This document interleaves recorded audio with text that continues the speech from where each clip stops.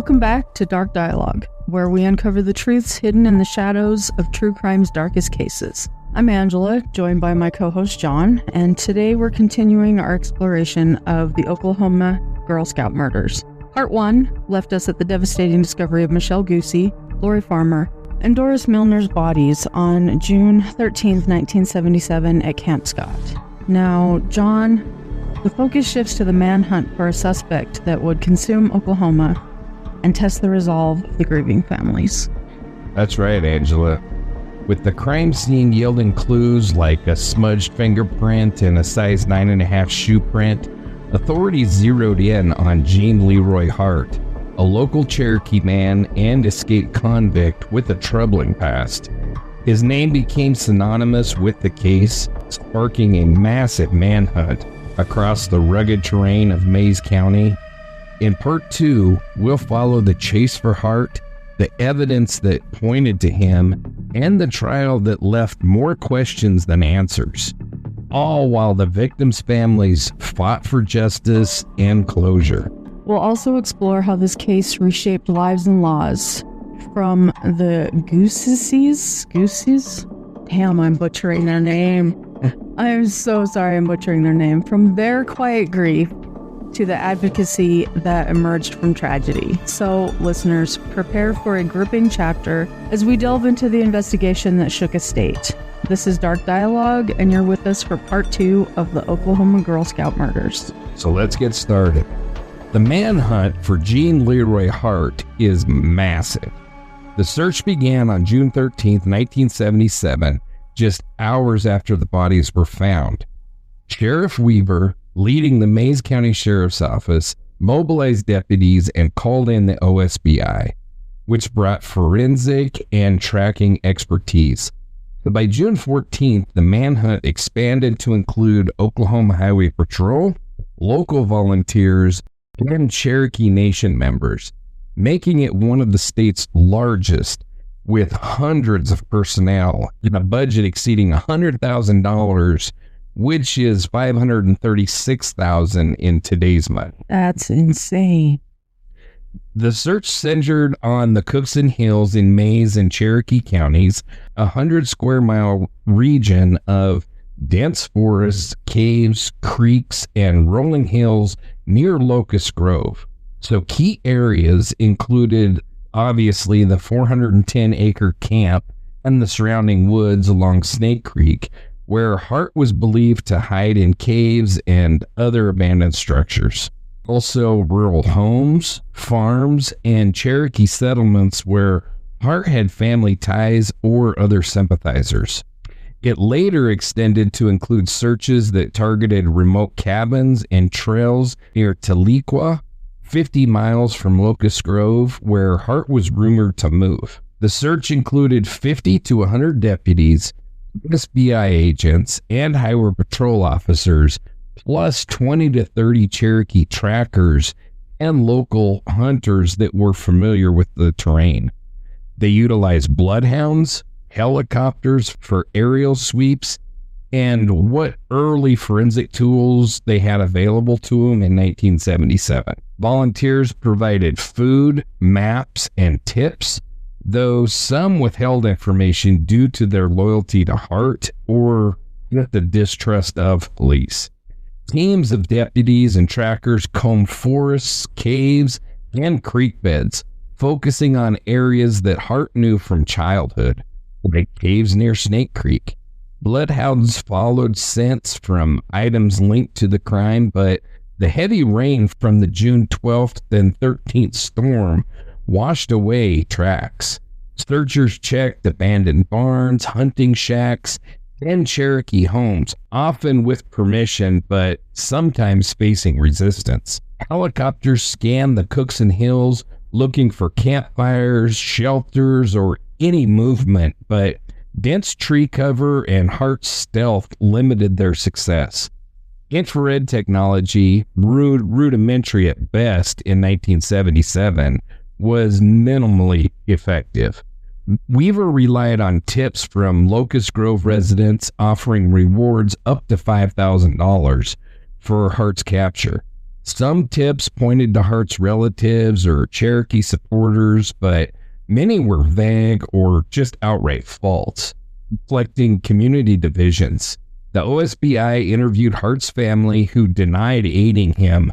Those suspicions persisted. Highway patrols set up roadblocks on Highway 82 and rural roads, checking vehicles for Hart or accomplices.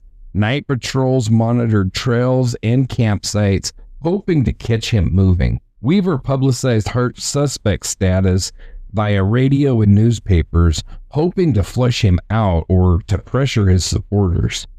Posters of Hart's photo and description as being 5'10", athletic, with dark hair were distributed in Locust Grove and Tahlequah.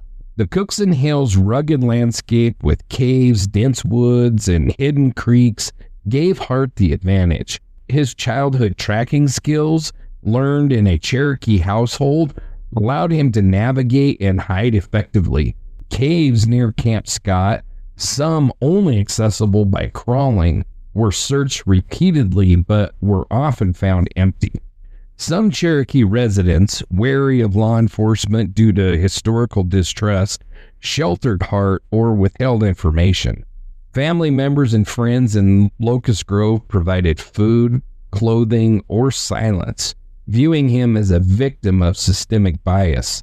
This support, while not universal, frustrated Weaver, who faced accusations of targeting Hart due to his native identity. I just gotta say that, I don't know, when you're dealing with the murder of 3 little girls, all loyalties go out the window. Right. Like, I don't give a shit who you are. Yeah. You could be my brother, you could be my son, I don't care. Yeah. If you did it, you're done. Then you're done. I am not supporting you. So, yeah. And I really, obviously, I wasn't a Cherokee in Oklahoma in the 70s, but You weren't? not that I know of. Okay. But, it's just hard to believe that this creep raped 2 women, violently raped 2 women, and then is accused of killing 3 little girls, and he still has people supporting him. He's out and about wandering the land with it's really insane. It's a fan club. I mean, come on. Yeah, it's hard for me to grasp. It really is. But Hart's athleticism, survival knowledge, and familiarity with the hills made him elusive. He often lived off the land, fishing or foraging. There are times he got by from stealing from local farms and houses. He moved at night, avoiding traps. Reports of sightings were often days old, as he stayed one step ahead of his pursuers. And just crazy to think that, he was good, regardless of him being better than Bigfoot. Bastard. They saw Bigfoot more than they saw this guy. It's very rare that a fugitive is able to pull this off. The very few times that you hear about a fugitive who disappears for, long periods of time before they're found or never found, they go to a whole different place. There was just one from Wyoming that was finally caught in Santa Fe, New Mexico. Yeah. Where he'd lived for the last 30 years. This guy stayed right in the area. Yeah, he's just whatever. It's like, catch me if you can. It's like Rambo 3 or whichever. I think it was Rambo 3 when he was up on the mountain. Did you see that? Some of the listeners will get that reference. Sorry, I can't help you with that one. Anyway, the case against Hart was a circumstantial one. It included the flashlight fingerprint, duct tape, and primarily Hart's history. It lacked any definitive proof, which complicated the public support for the manhunt. The storm's destruction of tracks and the crime scene's contamination limited leads. So by late 1977, the manhunt's cost and the lack of any results strained the sheriff's budget and the public's patience. Weaver, under pressure from the victims' families, particularly Sherry Farmer, intensified efforts, but faced burnout among the searchers. And I can just imagine.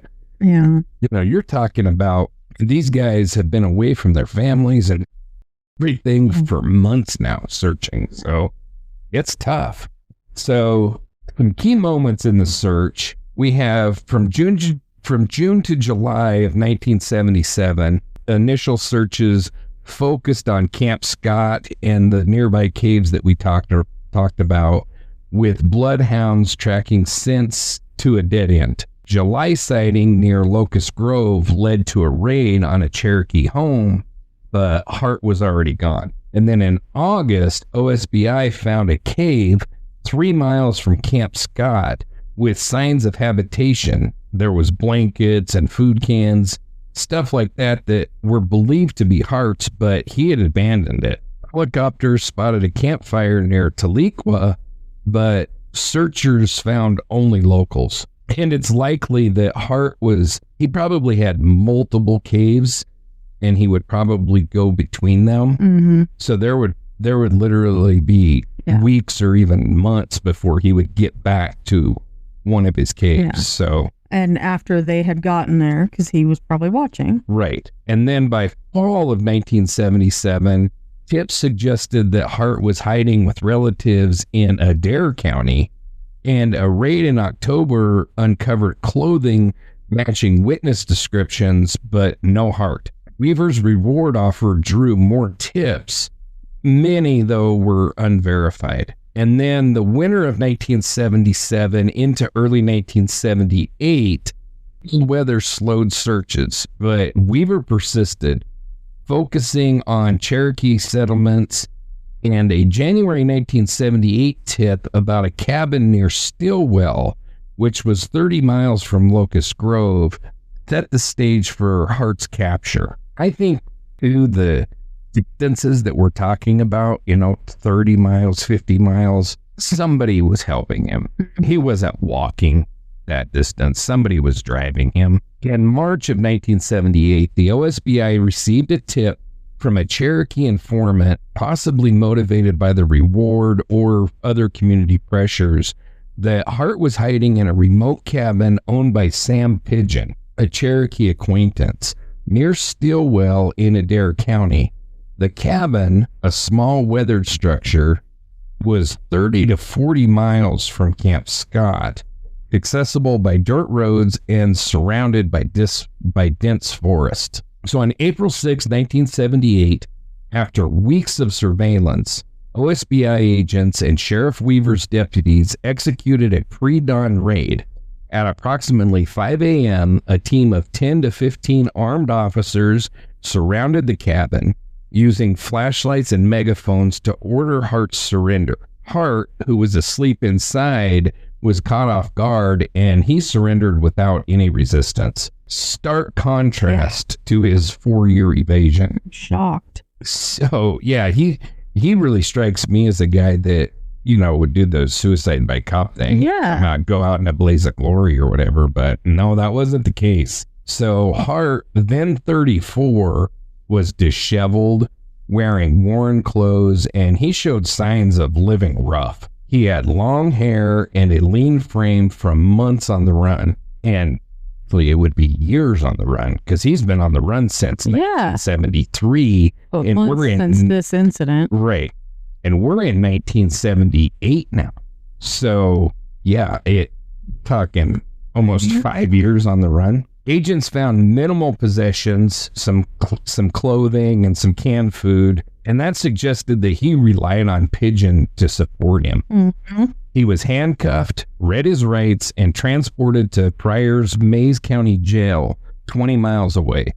The arrest, after 10 months from the crime, after, like we said, damn near 5 years from his initial escape, was a relief for Weaver, but it reignited tensions in Locust Grove, with some celebrating and others doubting Hart's guilt. I don't know how. How? I mean, okay, possibly doubting his guilt of this incident, but how doubting the guilt from the other?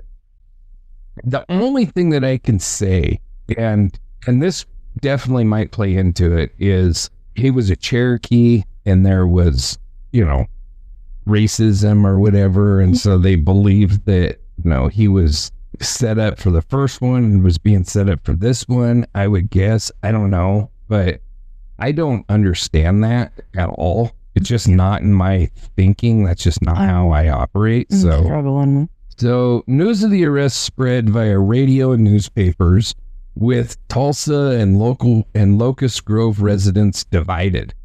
Perry Farmer and the other victims' families felt cautious hope, while some Cherokee residents, citing weak evidence, rallied behind Hart, suspecting a rush to judgment. So Hart was booked back into the Mays County Jail in Pryor on April 6, 1978, charged initially with 3 counts of first-degree murder for the Camp Scott killings, plus outstanding warrants from his 1973 escape and the 1966 convictions.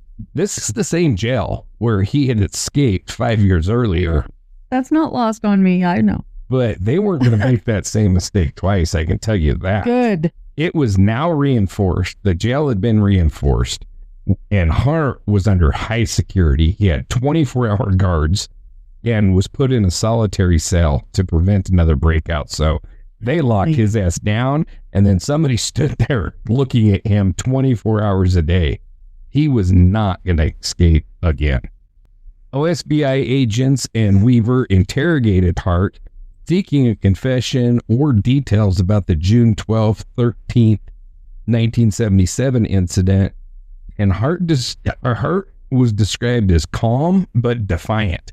He denied any involvement, claiming that he was in the hills but nowhere near Camp Scott during the murders. His lack of an alibi, given he was a fugitive, weakened his defense, but there was no confession. The limited forensic tests that were available at the time were conducted, but results were inconclusive or disputed, as it's going to be later revealed when we get to the trial.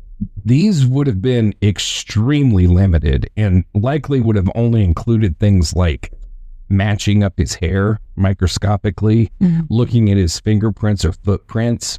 There wasn't forensic science as we know it in 1977. It just didn't exist. So Hart was assigned a public defender initially, but he soon retained Gavin Isaacs and he was a prominent Tulsa attorney, known for defending high-profile cases.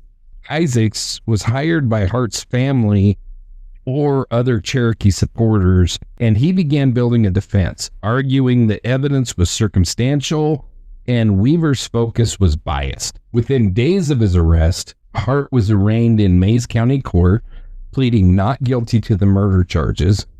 Isaacs requested bail, citing weak evidence, but the judge, given Hart's escape history and the case's severity, denied it, keeping him detained. I mean, you would have to be certifiably insane to let this guy out after he'd been on the run for 5 years. Sadly, there are some out there who... I've heard the stories for sure, but this judge at least had a brain, and he said, absolutely not. This asshat ain't going nowhere. The arraignment drew media attention, with reporters from Tulsa and Oklahoma City covering the fugitive's capture. So over the next 3 months, preliminary hearings assessed the evidence to determine if the case warranted trial. Prosecutors, led by Mays County District Attorney Gene Leroy, presented the evidence as follows. So first, we had the circumstantial evidence. Hart's 1966 rape convictions, his proximity to Camp Scott at the time, and his fugitive status. And then we have physical evidence, which was limited, but there was a flashlight with a partial fingerprint, which would be disputed. Then there was duct tape and hair samples from the crime scene. But DNA testing was absolutely not available in 1977. And then we have witness testimony. So camp staff reports of the prior incidents that we talked about, the slashing of the tent and the vague sightings and the thefts and the donut box note, all of that kind of stuff. And Isaacs countered that the fingerprint was inconclusive. Hair samples were common to Cherokee men, and we now know that without DNA, identification by hairs is suspect at best. You know, there are so many cases that I've seen where the hair matched perfectly, and they were sentenced to prison, and then DNA come out and they tested it and it was not the same. Yeah. So microscopic analysis of hairs for identification is pretty much a dead science. Like, is all they can say is it's similar. That's it. It could be. Yes. Isaacs also claimed that Hart was targeted due to his native identity and his past. And you got to say, a lot of the times you're going to hear me say that the cop just rushed to judgment and this kind of thing.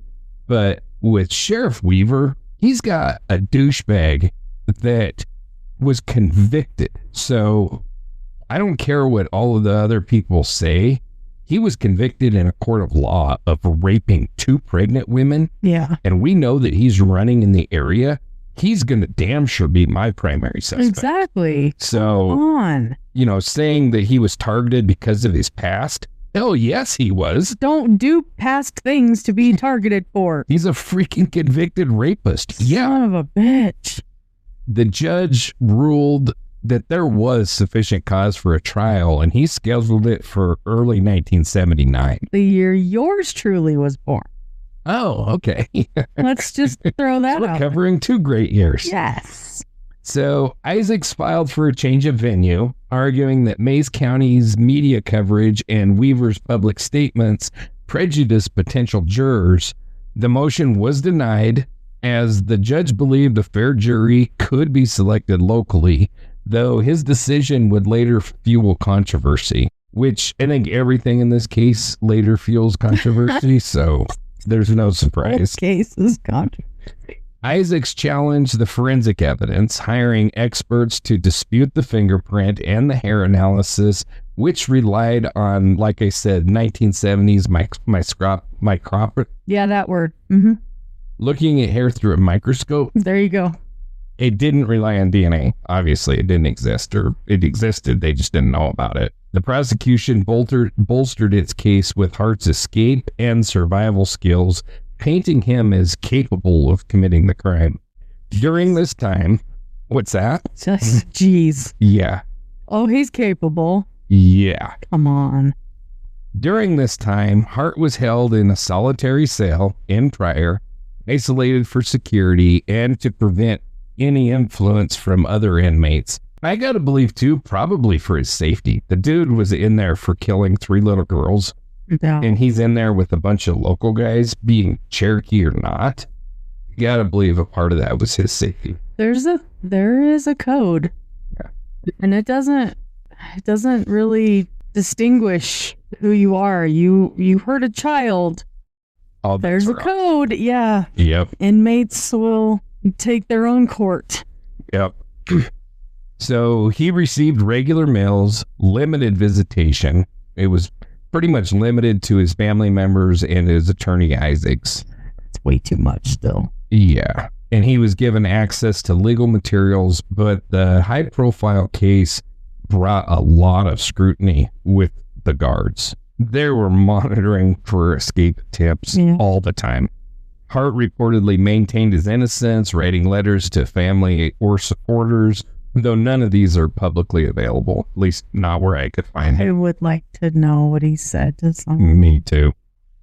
So at 34, Hart was described as physically fit but worn from fugitive life, with long hair and a lean frame. In jail, he regained weight and appeared composed, though sources note he was guarded, aware of the case's stakes.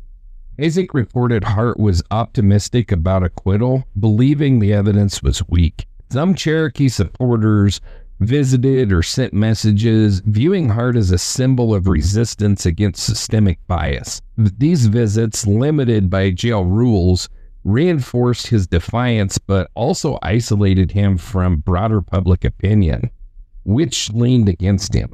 Mary Farmer, Lori's mother, led advocacy efforts, founding, like we said, the Oklahoma chapter of Parents of Murdered Children. She pressed Weaver and Millie for a conviction. She attended hearings and she spoke to the media, her grief fueling public demand for justice. The Guse and Milner families were less public. They supported the prosecution, haunted by the lack of closure. The town split along racial and cultural lines. Many white residents, trusting Weaver, believed that Hart was guilty, citing his past and the murder's brutality. Some Cherokee residents, recalling historical injustices, saw Hart as a scapegoat, pointing to the circumstantial evidence in Weaver's fixation. Protests and letters to newspapers reflected this tension, with Isaac amplifying claims of bias. Tulsa and Oklahoma City outlets covered Hart's detention extensively, with headlines like "Fugitive Caught in Girl Scout Killings," fueling public interest. The coverage, while factual, often sensationalized Hart's past, which complicated jury selection. Sorry, did I just laugh out loud? But, it is kind of funny. Not necessarily that, but in today's society, where we're all carrying a miniature computer in our pockets all the time and we have access to information. How do you form a jury? Exactly. How? Like if a newspaper article makes it hard, what do we got now? Yeah, I have no idea how it's going to be AI soon. Just AI is going to decide, and that's terrifying. And that's very terrifying. So by January 1979, both sides had finalized their strategies. Millie's prosecution relied on Hart's criminal history, the crime scene evidence, and his fugitive proximity to Camp Scott. Isaac's prepared to discredit forensics, highlight alternative suspects, and frame Hart as a victim of racial profiling. Jury selection began in early March with 12 jurors and alternates chosen despite any concerns about bias. So Hart remained in Pryor, meeting frequently with Isaacs to review evidence and testimony. He was transferred to the courthouse in Pryor for hearings under heavy guard due to public anger and his escape history. His demeanor stayed calm, with Isaacs portraying him as confident in acquittal. As the trial neared, Locust Grove braced for a media frenzy.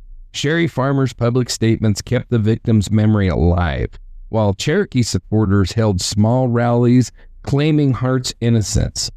The case's cultural weight, Cherokee heritage, rural justice, child victims, all made it a lightning rod.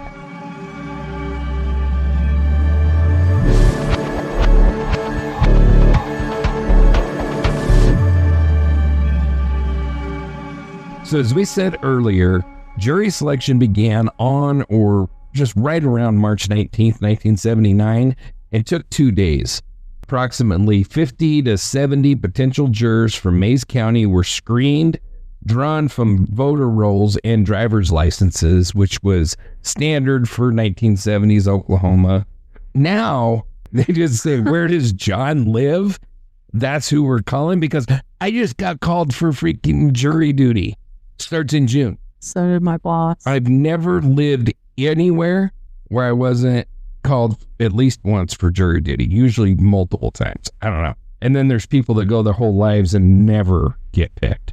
So I don't know how it works, but I digress. I get picked, but I have an issue where I can't be credible to sit on a jury because of my anxiety. I'm liable to say he's guilty just to get out of there. I've never actually been selected to sit on a jury, and a lot of that has to do with being a firefighter EMT and having close relationship with law enforcement. They always throw me off the jury. I would love to sit. I would love to do my civic duty and sit on a jury, but I always get dismissed. I have a doctor that's like, you are in no way a good fit for this. And I tend to agree, because if there's a whole bunch of people that I don't know and I'm stuck with them for an indeterminate amount of time, I am liable to be like, I don't even know who he is, but he's guilty. And they're just going to shoo me right out those doors. Yep. So, yeah, I'm not going to. And I'm kind of not sad about it. But, yeah, I understand that. But I'll do civic duty in other ways. There you go. Just find a different way. So attorneys Millie and Isaacs questioned the candidates on biases, on their media exposure, and on their views of Native Americans, crime, and Hart's prior convictions. Shouldn't some Native Americans be there as We'll peers? get there. We'll get there. Here I am. So about 20 to 30 were dismissed for cause, with each side using preemptory.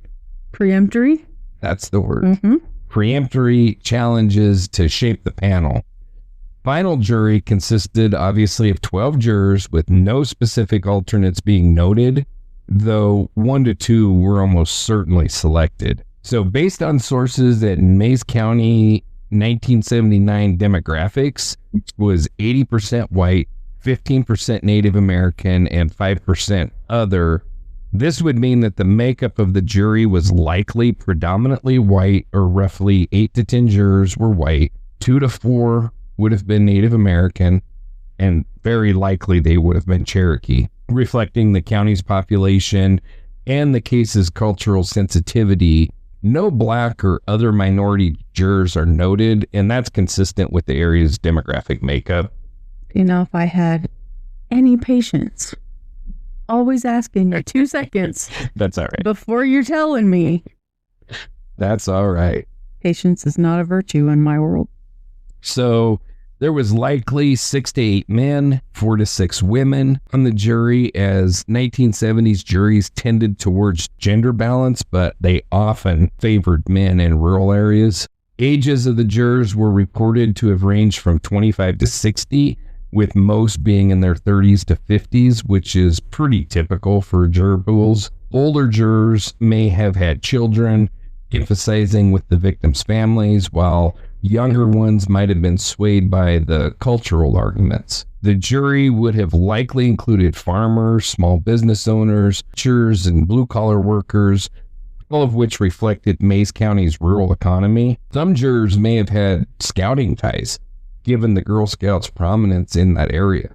The inclusion of Cherokee jurors was significant, as Isaacs leveraged claims of anti-Native bias. However, white jurors, potentially influenced by the media and Weaver's narrative, leaned toward conviction, creating a delicate balance. So March 19th, 1979, the trial begins, and Pryor's courthouse is a pressure cooker. Gene Hart, man, they hunted for 10 months after the crime, 5 years altogether, sits at the defense table, facing 3 murder charges for Lori, Michele, and Denise. So the trial ran from March 19th to March 30th, 1979, spanning approximately 10 court days, which excluded weekends. And that time frame included the jury selection of 1 to 2 days, opening statements, witness testimony, which would have been 5 to 6 days, then closing arguments, jury deliberations of a couple days, and so all in were 10 court days. The Mays County Courthouse was a modest brick building in Pryor. The courtroom, with wooden benches and a small gallery, was packed with reporters from Tulsa World, the Tulsa Tribune, and from national outlets, alongside the victims' families, also Cherokee supporters and other locals. Security was tight due to Hart's 1973 escape and the public anger, with deputies guarding the entrances and escorting Hart. And this is before the days of metal detectors being prevalent all over the place and stuff. I sense a lynch mob. Yeah. So Jess B. Clanton, who, that's such a great name. Isn't it? For a judge. I was just thinking Jess that. B. Clanton. Clanton. Like the Clanton gang. Yeah. Tombstone, but Jess B. Clanton. Oh, sorry. I'm coming, and hell's coming with me. Exact. So Jess B. Clanton was a seasoned Mays County judge, and he's presiding. And he's known for a no-nonsense approach, which fits his name. He denied defense motions for a venue change, believing that a fair jury could be seated despite the media coverage, a decision that would later be debated. The courtroom was tense, reflecting Locust Grove's divisions. Sherry Farmer and other family members attended daily. Their grief was palpable, while Cherokee supporters, including Hart's mother, Ella Mae Buckskin, were also present, fueling whispers of racial bias. Media frenzy, TV cameras outside, daily headlines, all amplified the stakes. As we said, Isaac's request for a venue change was denied, citing the jury's ability to remain impartial, but post-trial accounts suggest some jurors were exposed to Tulsa World coverage, which emphasized Hart's past. However, no jury misconduct was ever proven. So District Attorney Gene Milley gave his opening statement, and he framed Hart as a dangerous predator whose 1966 convictions for kidnapping, rape, and burglary, plus his 1973 escape, showed a pattern of violence. He argued Hart's familiarity with Camp Scott, being less than a mile from his childhood home, enabled the murders during a thunderstorm that masked his approach. So the key evidence included, number one, the crime scene items, the flashlight with a partial fingerprint, the duct tape, and the rope that was found near the bodies, and intent number 8, which suggested premeditation. And then the hair samples analyzed by microscope in the 1970s were said to match Hart's, though we know that's not unique. Secondly, we have the cave findings. So items from a cave 3 miles from Camp Scott were found in the summer of 1977. They included women's glasses and photographs. They linked that Hart's hideout, implying that he was nearby during the murders. Also remember that women's glasses or girls' glasses were one of the things that was missing from tent 8. Oh, yeah. And then number 3, we have the prior incidents. Spring 1977, reports of tent slashings and the threatening note all were attributed to Hart, suggesting that he targeted the camp. Kept the note. My fingerprints. Right. And there would have been handwriting analysis in 77, so, they could have had something like that as well, but nope. So the prosecution's witnesses testified. So they included, number 1, Carla Wilhite, and she was the counselor who found the bodies, described the scene, and tent 8's condition, emphasizing the crime's brutality. And then we had the OSBI agents. They testified about the manhunt, the evidence found in the cave, and Hart's capture, which reinforced his fugitive status. Sheriff Pete Weaver testified, and he detailed Hart's 1966 crimes, his escape, arguing that he was 1,000% sure that Hart was guilty, though his certainty risked appearing biased. And we had the forensic experts. They presented fingerprint and hair analysis, though cross-examination exposed their limitations. So Milley aimed to overwhelm with circumstantial evidence, portraying Hart as a lone, violent opportunist. He avoided alternative suspects to keep the narrative focused, banking on the jury's fear of Hart's past. Then we have the defense case, if you want to take over that one. Yeah, so is that Garvin Isaacs? Garvin Isaacs. I think I said Gavin before, but it's Garvin. It's okay. We'll call him Isaacs. Defense attorney Isaacs then gave his opening statement. He argued that Hart was a scapegoat, targeted for his Cherokee heritage and prior convictions. He called the evidence flimsy, accusing, did you hear my air quotes? Accusing Weaver of tunnel vision and suggesting other suspects were ignored. Key arguments. Evidence weakness. So the fingerprints was partial and inconclusive. Hair samples were common among Cherokee men. Then cave items, the glasses and the photos, were not directly tied to the murders. Police bias, Weaver's obsession with Hart, I think rightly. Me too. Public statements and lack of other leads suggested a rushed investigation, possibly planting evidence. Yep. Wonderful. Alibi and character. So Hart claimed he was elsewhere in the Cookson Hills, supported by vague family testimony, of course. Isaacs portrayed him as a flawed but non-murderous man wronged by systemic anti-native bias. I'm so sick of hearing that phrase. I'm so sick of that phrase today. Defense witness testimony. Forensic experts, defense specialists disputed fingerprints and hair, highlighting 1970s. Now you got me saying that word? Highlighting 1970s microscopy's flaws. No DNA testing existed. Cherokee witnesses. Family members like Ella Mae Buckskin, for Hart's character, denying he'd harm children. He'd harm pregnant. And anyway. Right. Community members suggested alternative suspects like local drifters. Hart's testimony. Hart took the stand, a risky move, denying involvement and claiming he avoided Camp Scott. His calm demeanor swayed some jurors but risked appearing detached. Isaacs worked to sow reasonable doubt, leveraging cultural tensions and forensic gaps. He painted Weaver as an overzealous and the prosecution's case as a, quote, house of cards, end quote, appealing to Cherokee jurors and those skeptical of law enforcement.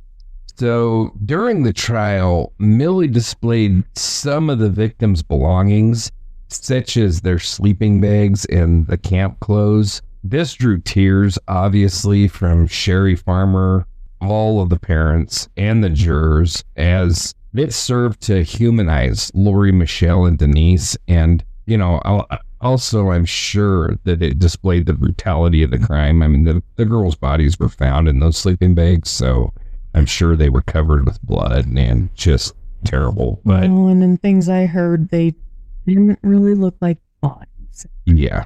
So Isaacs dismantled the fingerprint evidence, forcing the OSBI expert to admit that it wasn't definitive. In his testimony, Hart insisted that he was innocent.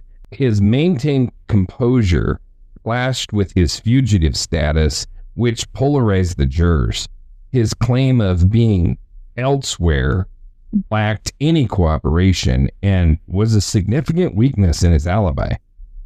Isaac's bias arguments resonated with Cherokee jurors, but alienated some white jurors who saw Hart's past as damning.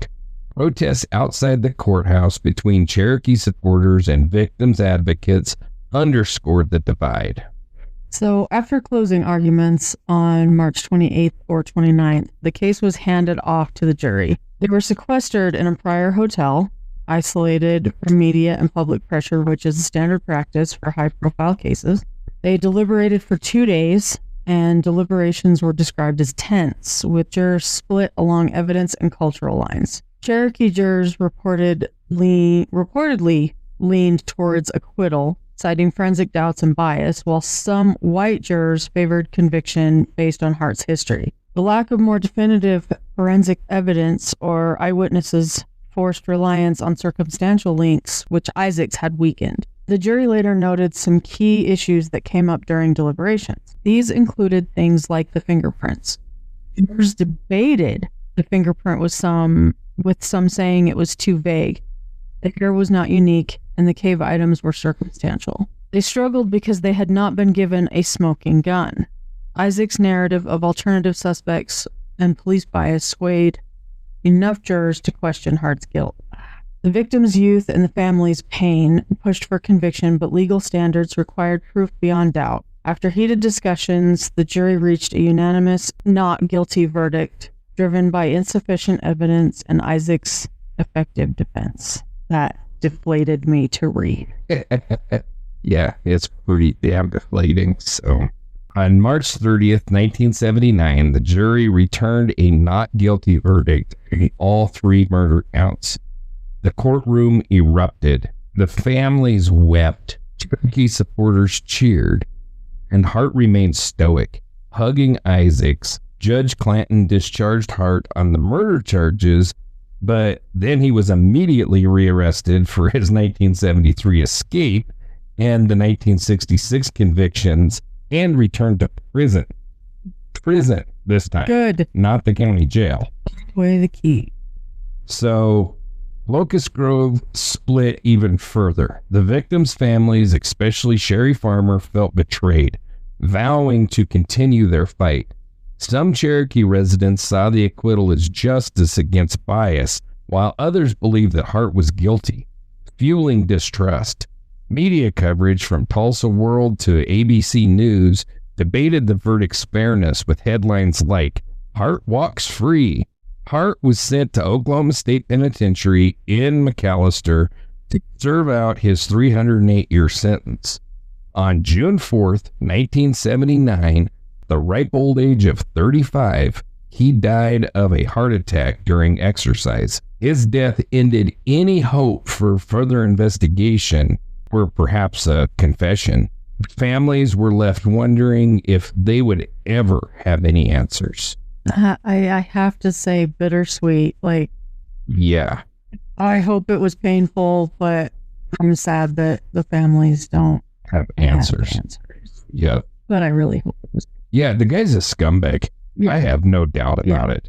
He's a scumbag, and we'll get to all of the theories, but I think he's guilty. I think he did this. He's a piece of shit, and whatever death he got was too good for him. He's a scumbag for not just this. No, he's a scumbag for raping 2 pregnant women. Everything. For, being a thief, for just being a bad freaking human being. For getting out, for hiding for however long. Just a laundry list of scumbaggery. Absolutely. I'm inventing a lot of words tonight. It's all right. But I grew up relatively poor. We didn't have a lot of money. Same. And you can imagine that all of these people in this rural area, these farmers, these ranchers, these, whatever they were, the people that he was stealing from, his neighbors, he was stealing from to stay running from the law. Yeah. That alone tells me what a worthless piece of shit he was, because you're stealing from your own people. You're stealing from poor people that can't afford to just run out and replace whatever it is you took. So that tells me all I need to know about this guy. Mm-hmm. So the early 1980s saw the advent of a new technology, DNA profiling. And this new technology later prompted its use in the Girl Scout case. So in 1989, the FBI analyzed a semen stain found on a pillowcase from tent 8.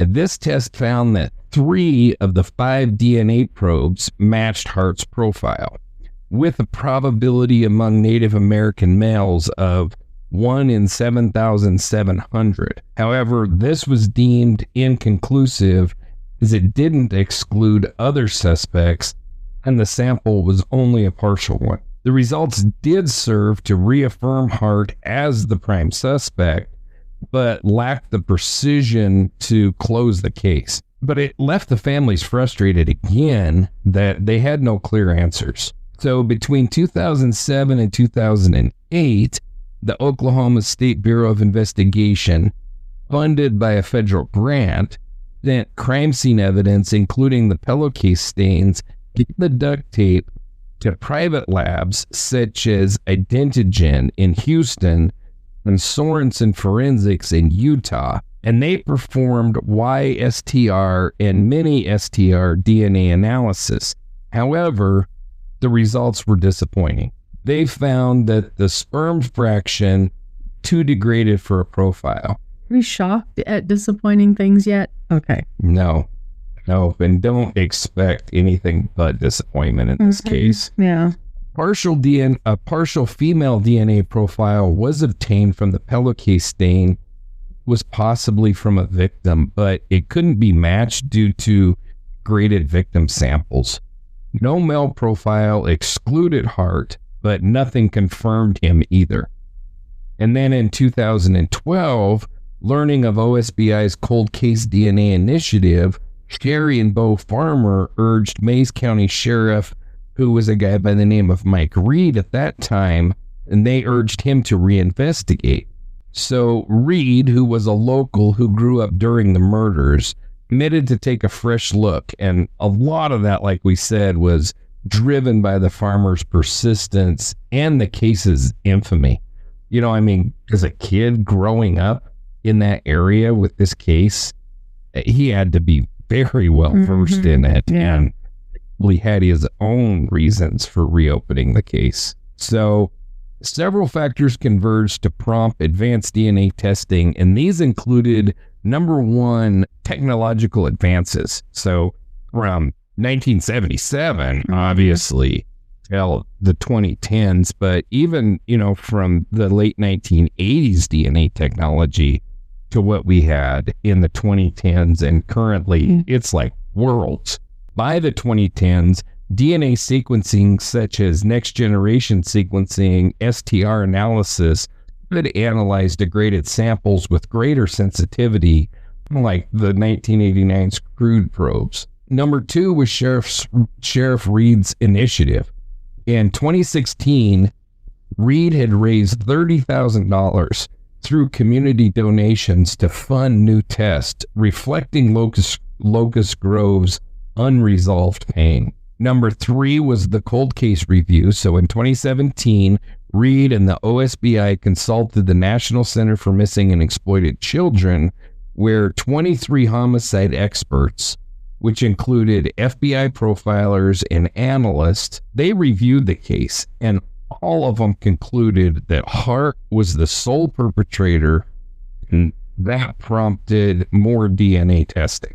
And then we have a Supreme Court case that was called McGirt versus Oklahoma, and that was in 2021. And this Supreme Court ruling shifted Cherokee crime jurisdiction to tribal courts, which spurred the Cherokee Nation to investigate this crime independently, and that increased pressure for forensic clarity. And then number five was the public interest. The media coverage, including Hulu's show The Keeper of the Ashes, which aired in 2022, then People Magazine Investigates aired in 2023, and those amplified the calls for answers, with Cherry farmers' interviews highlighting the need for some closure in this case. So in 2016 to 2017, Sheriff Reed, motivated by the farmers and the cold case board findings,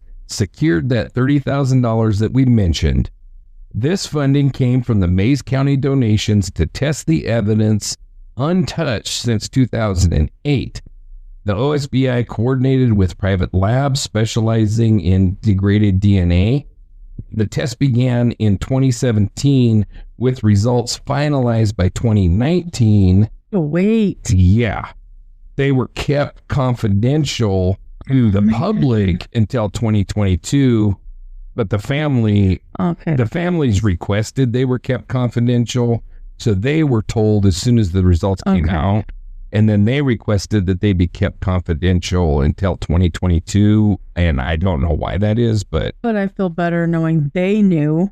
The rest of us didn't really need to know. Right. Want to know. Not as pressing for us. Yeah, but I'm glad that they didn't keep it from them that much longer. Not that it gave them a whole lot of answers. No, but... So the primary items that were analyzed at this time were the semen stains on the pillowcase from 10 to 8, blood traces, and duct tape from the crime scene, which had been preserved since 1977, which again is pretty impressive because in a lot of these old cases, we find that the evidence was tossed out or wasn't stored properly or whatever. So, and at least Officer Dodd wasn't there throwing it in a dumpster. Yeah. Sorry. Yeah. To know who he is, you'll have to listen to the rest of us. And at least Jeremy Taylor wasn't the investigator. Yeah. And put those two together. And But no, honestly, all the law enforcement in this case gets a big thumbs up for me. They did everything they could possibly do, and it was not their fault. They were officers in 1977. What a breath of fresh air. Yes. Be able to talk about law officers that are doing damn good a job. Damn good job. Yep. Not that we're dogging on all law enforcement. Right. We've talked about some that are... But I don't mind pointing out if it's obvious. Yeah. So when you got cops that are taking evidence home and throwing them in dumpsters and, detectives that aren't investigating, I have no problem calling that out. But these guys, on the same side of the coin, I have no problem saying these guys did a stellar job. for the tools that they had available in 1977, which wasn't much. Right. And nowadays, cops need to be more careful because there's a lot of people like us who are going to call them names. Absolutely. On air and yes, share it across the land. Yeah, I mean, hopefully true crime's popularity encourages less and less Jeremy Taylors and, Robert Dodds and stuff like that. I only remember his name because of how you said it. Dodds. like it can't be his real name. Anyway, digressing again. So some additional items that were tested included the cave evidence, such as the women's glasses and the photographs. And this evidence was re-examined, but it yielded no new DNA due to the environmental degradation. Hart's DNA from prison records or from family and the victim profiles where possible were used, though victim samples were limited. YSTR and autosomal STR methodologies were used. Labs used Y chromosome short tandem repeat, or YSTR, for male lineage, and autosomal STR for broader profiling, leveraging the 2010s advancements over 1989's restriction fragment length polymorphism. Now, is that where they can tell because of family relations? Was that later on in life? Because I know now they can narrow it down. Through genetic genealogy, yes. And I didn't hear where genetic genealogy was used in this at all. Should be. But bring it out now.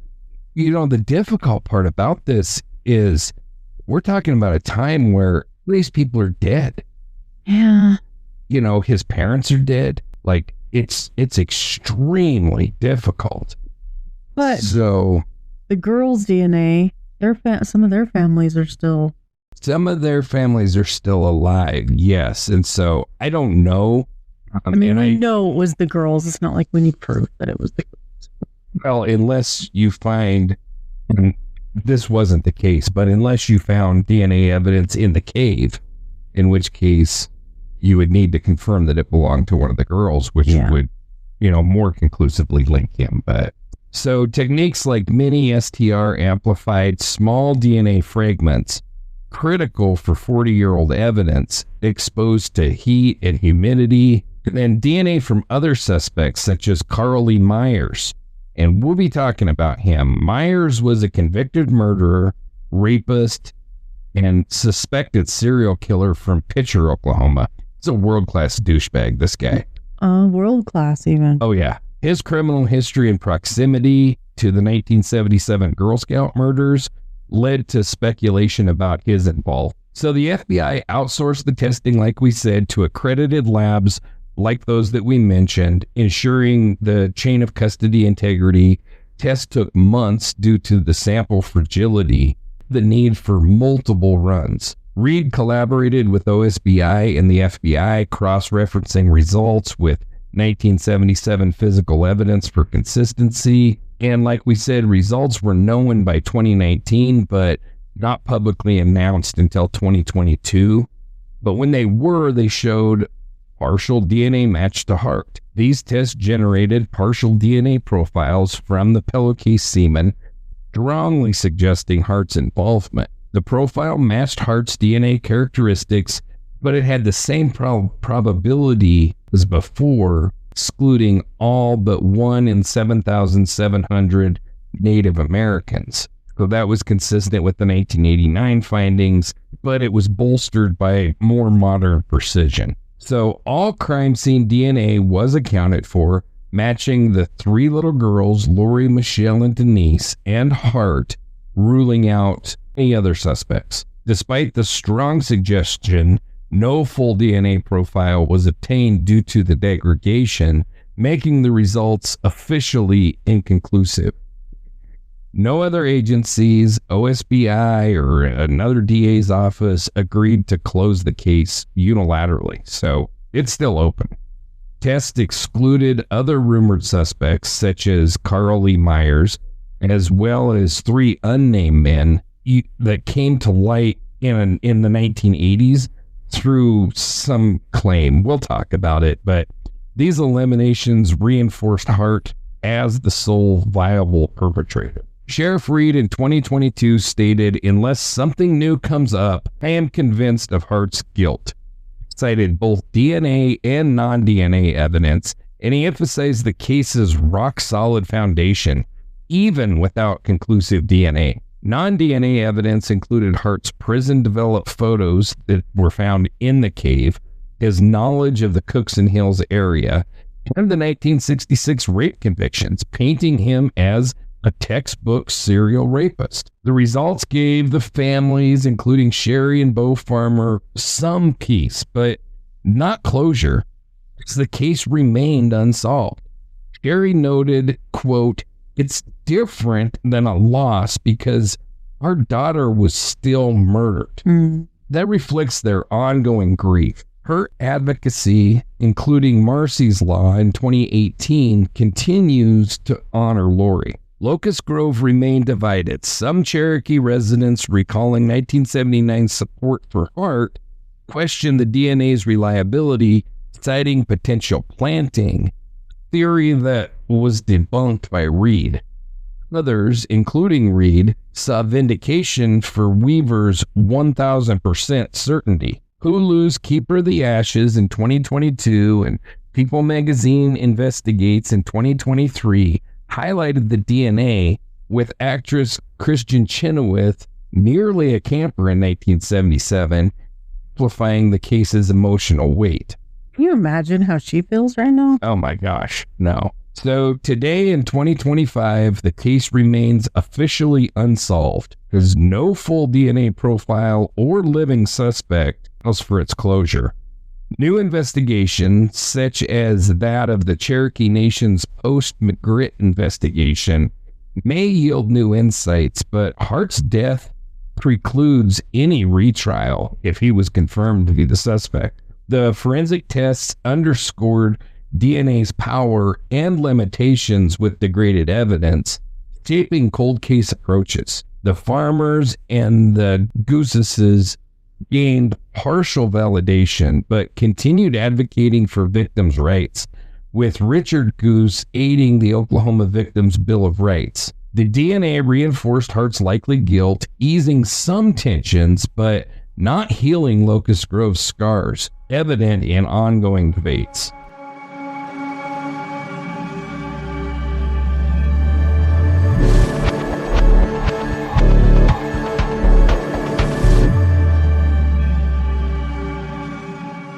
Critical analysis of it is the strengths are the 2017 to 2019 tests using the advanced STR methods were rigorous. They eliminated alternative suspects and aligned with the 1989 results, which lends a lot of credibility to them. The weaknesses are they're inconclusive. That label stems from no full profile, a common issue with old evidence.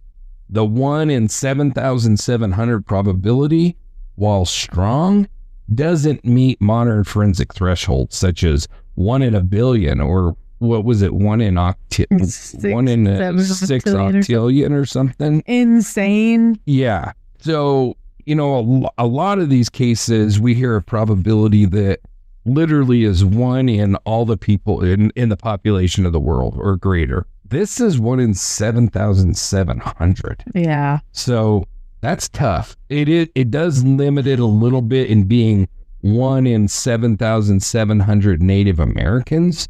So it's not the population of the United States. It's just the native population.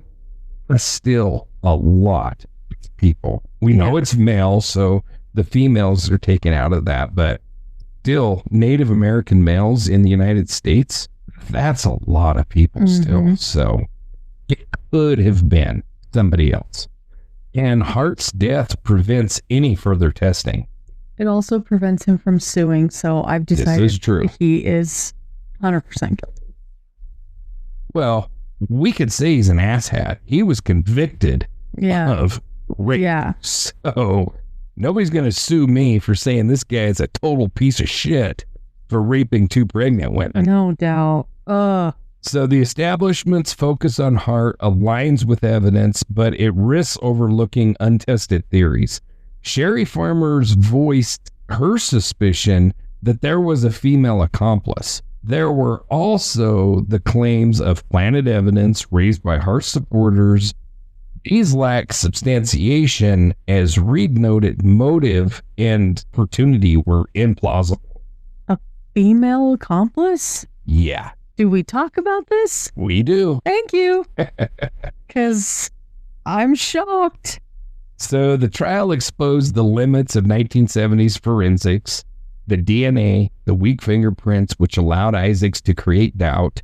This was at the fault of nobody, but the limits of fighting crime and prosecuting cases in the 1970s and before. It also highlighted cultural divides, with Cherokee jurors pivotal in the acquittal, reflecting broader Native law enforcement tensions.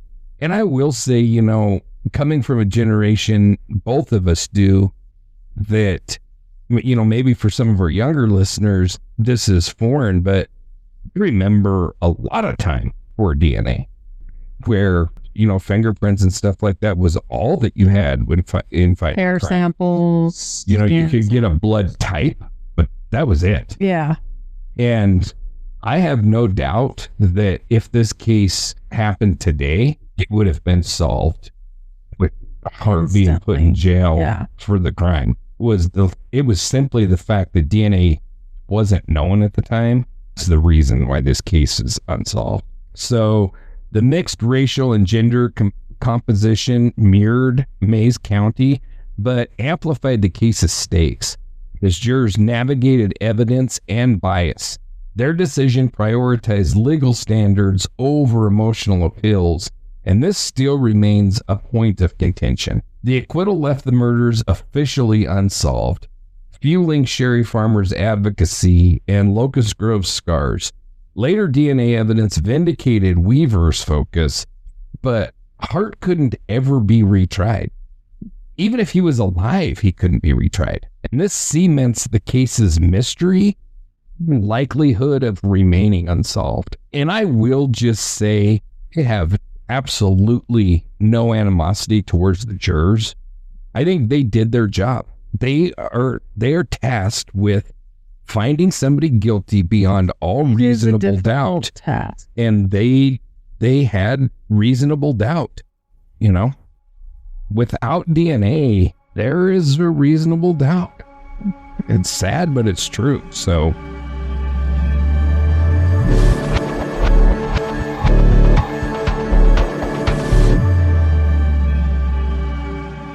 Angela, now it is the time for our famous theories. Theories. So let's jump in. Okay. Theory number 1, Gene Leroy Hart as the sole perpetrator. So Gene Leroy Hart, the 34-year-old Cherokee fugitive, is the primary suspect. He's believed to have acted alone in targeting tent number 8, raping and murdering 3 little girls, then moving their bodies 100 to 150 yards to the trail fork. This is by far the dominant theory, supported by Sheriff Weaver, SBI, Sheriff Mike Reed, and the victims' families. And me and yes, guilty. And me and most people, I think, really. Yeah. So Hart's 1966 convictions for kidnapping and raping 2 pregnant women, plus his 1973 escape from Mays County Jail, made him a suspect within hours. His childhood home, being less than a mile from Camp Scott, suggested that he had a familiarity with the area. Weaver's 1,000% certainty and the $100,000 manhunt, again equivalent to $536,000 in 2005 money, focused on Hart, reinforced by his capture in the Cherokee cabin on April 6, 1978. DNA evidence, tests in 1989 and 2017 to 2019, strongly suggested Hart's involvement, which just helps to solidify this theory. So the supporting evidence, his criminal history. Hart's 1966 crimes involved violent sexual assault and restraint which was very similar to the murders in their use of duct tape and rope. Then we have the proximity and knowledge. Raised near Camp Scott, Hart knew the Cookson Hills area, the trails, the caves, enabling stealth and evasion. We have the flashlight fingerprint, which was only a partial print. Though disputed, it was linked to Hart. And then we have the hair samples. 1977 microscopes and later DNA suggested it was Hart's hair, though it's not unique enough to say conclusively. We have the items from the cave, the photos, and the women's glasses that were found in a cave 3 miles from Camp Scott.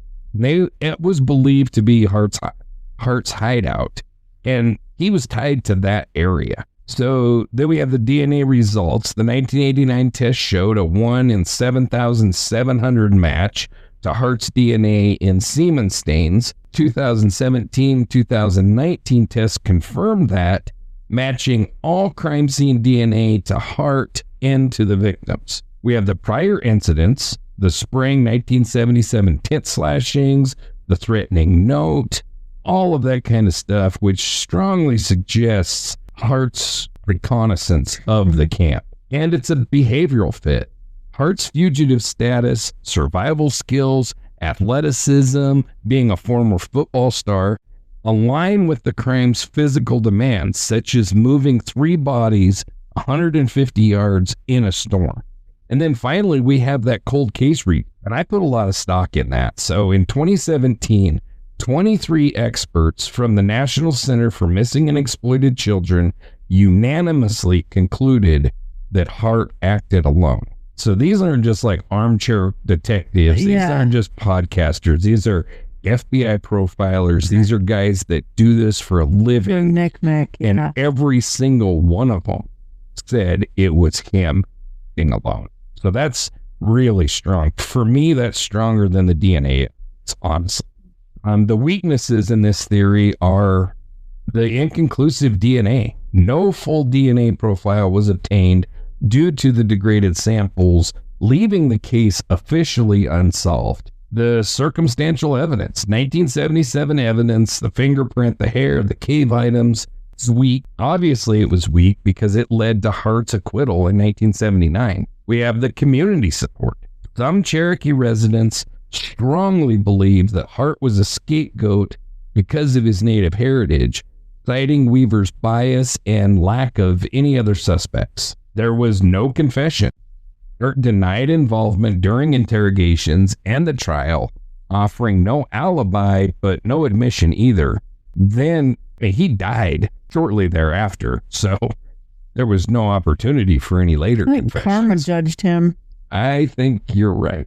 And then we have the alternative suspects. Theories about others, like Myers, raised doubts, though they're later pretty much disproven. So the analysis of this theory, to me, this theory is the most credible. I'm sure nobody finds that surprising. I've made it pretty clear. I think it's supported by consistent... I am utterly shocked. I figured you probably would be. Okay. Yes. So this theory is supported by consistent DNA findings, regardless of them being able to narrow it down to only him. It's still pretty strong. Mm-hmm. We've got Hart's criminal profile and his proximity to the crime scene, the 2017 through 2019 tests ruling out all other suspects, and the expert panel's consensus strengthen the case. Despite the inconclusive label, weaknesses stem from the 1970s forensic limits like we've talked about, the cultural tensions which fueled Hart's 1979 acquittal, and lingering skepticism. The establishment narrative leans heavily towards Hart, but its robustness, backed by decades of investigation, makes alternative theories way less plausible. So the plausibility rating of this one, I would say that the plausibility of theory number 1 is high. I would put it 85 to 90%. I'm gonna gavel it again. And so theory number 2 is Carl Lee Myers as the perpetrator. So as we mentioned, Early Myers was a douchebag of douchebags. He was a convicted rapist and murderer from Pitcher, Oklahoma.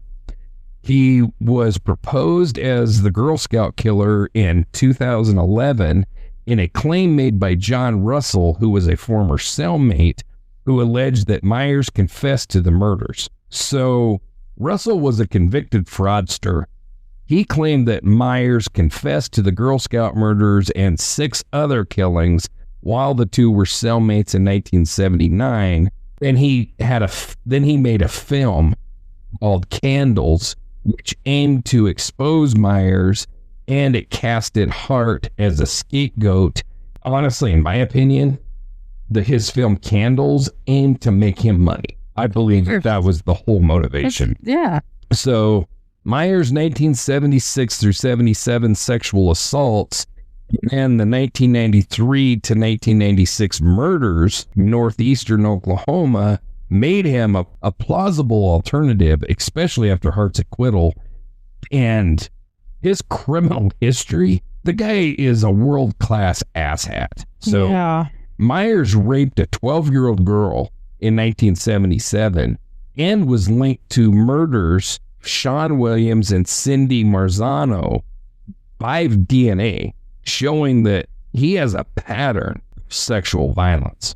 His proclivity to young. Absolutely. Yep. The proximity, Pitcher, Oklahoma, being 40 miles from Locust Grove, placed Myers in the region, and he was likely free in June of 1977. Then we have Russell's testimony.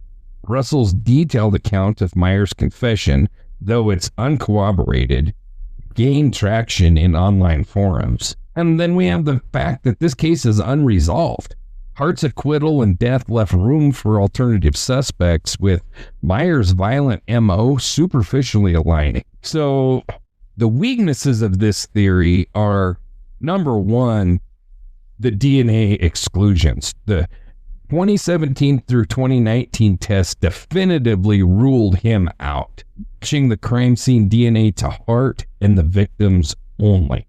Then we have an MO mismatch. Myers' attacks were impulsive, targeting lone acquaintances in public, unlike the Girl Scout murders, which were calculated and executed in a secluded camp. Russell's credibility is also in question. He has a criminal record for fraud and embezzlement, and a lack of any evidence whatsoever undermines all of his claims.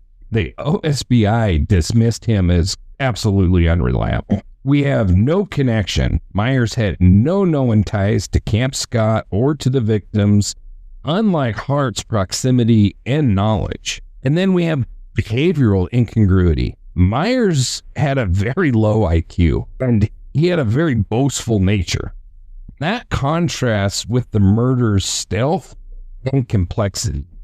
So basically, he was a dumb bragger, which might make it possible that he did tell the fraudster some stories. Yeah. But it was just because he was bragging and trying to make himself more important than he actually was. And possibly more scary in prison. Exactly. So my analysis and plausibility of this theory, I'm nearly 100% sure that the Myers theory is a red herring, driven by Russell's unverified claims and amplified by the case's unresolved status. DNA evidence conclusively eliminated Myers, and his MO does not match the crime sophistication. Russell's motives, possibly fame, but more likely personal gain, further discredit this theory, which lacks any substantive support beyond speculation. And yeah, being convicted of fraud tells me that you might have a motive to lie to make yourself money, because that's kind of what you're convicted. So the establishment's narrative focus on Hart aligns with the forensic evidence and the contextual evidence, rendering Myers just an implausible perpetrator. So I would say that the plausibility of this theory is very low, 5% or less. And I think that's being generous because I think it's like 0. I don't think this one carries water at all. So theory number 3 is multiple perpetrators, the 3-man hypothesis. And this theory posits that 3 men, possibly including Hart or others, collaborated in the murders based on a 1980s claim by an unnamed convict and supported by some physical evidence suggesting multiple actors. So in the 1980s, an unidentified prisoner told authorities 3 men were responsible, though details were vague at best and no names were ever confirmed.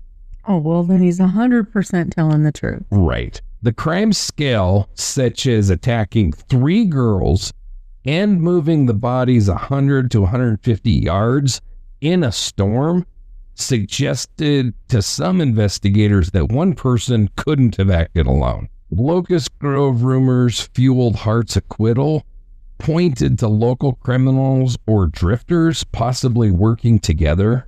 I will say that moving the bodies is a very confusing aspect of this crime for me. Right? I don't understand the motivation behind that. I don't either.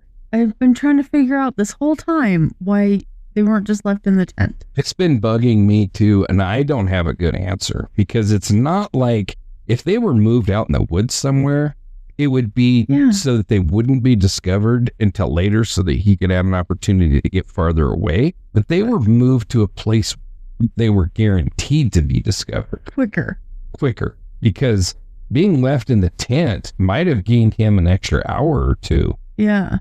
But being put on the trail on the way to the showers, understand that. It's perplexing as hell to me, and I don't have a good answer. I don't know. Perhaps the FBI profilers explain that because it logically does not make sense. But it did happen. So, I mean, regardless of who did it, it did happen. But also, in a question I probably should have brought up literally hours ago, were there no noises? No one heard? Well, keep in mind, it's pouring down rain, thunder, lightning. So that pretty much shielded the noises. Nothing. I don't know. I mean, we're dealing with little girls. So it's be overpowered, I guess. Well, and it's relatively easy to scare 8-9-year-old girls saying, if you say anything, I'm going to kill you. Whatever. Yeah. And it's like the douchebag in Green Mile when he kills the 2 little girls. Yeah. When he goes in there and he says, if you say anything, I'm going to kill your sister. If you say anything, I'm going to kill your sister. Mm-hmm. I mean, I could see it as being plausible. Mm-hmm. If we're talking about teenagers or grown women, way less likely. But we're talking 8-9-year-old girls. While enduring that pain, though, how do you stay quiet? And you also have to figure that the closest adult, and that is air quotes, because she was in her early 20s at best, was 86 freaking yards away. That's a long damn ways. It is. And you're talking about a little girl maybe screaming in a rainstorm with thunder and lightning, and the rain is pouring down, and all of these people are sleeping in the canvas tents, which we said the last episode was loud as hell when the rain is pouring on the canvas. And we're talking about a little girl's scream being heard through all of that across a football field, essentially. I just think it's just not very likely. And it's possible that some of the other campers maybe heard something, but there were little girls too. So they were probably like, oh my gosh, it's probably a wolf or something, Yeah. I mean, they probably didn't even make the connection. So who knows? But the moving the bodies is very strange to me. Totally disagree with anybody that says that a grown man couldn't move the bodies of 3 8 or 9-year-old girls by himself. It's just a bunch of crap, 2 at once, one under each arm. Absolutely. Dads do it all the time. I did it all the time. Yeah. My kids were little. I did it all the time. Not even playtime. I did it all the time when, my kids were little and then I had to pick them up and walk down the street or something. I'd carry 2 of them. So it's really not that difficult. He could have probably carried all three at once, but more likely he maybe carried two and then went back for the other one. I don't understand the motive of that. It doesn't make any sense to me, but I think it's one of those things we're never going to know. Oh yeah, we're never going to know, but... So anyway, we kind of went off the rails there a little bit. So yeah, I tend to do that. That's okay. It's absolutely fine. But we are talking about the three perpetrators is where we left off. Yeah. So the supporting evidence for that is the crime scene logistics. Killing and moving the three girls required strength and coordination, potentially implying multiple perpetrators. And I will say that, to your point, keeping them quiet would be a lot easier with three perpetrators as opposed to just one. Then we have the convict's statement, this unnamed convict.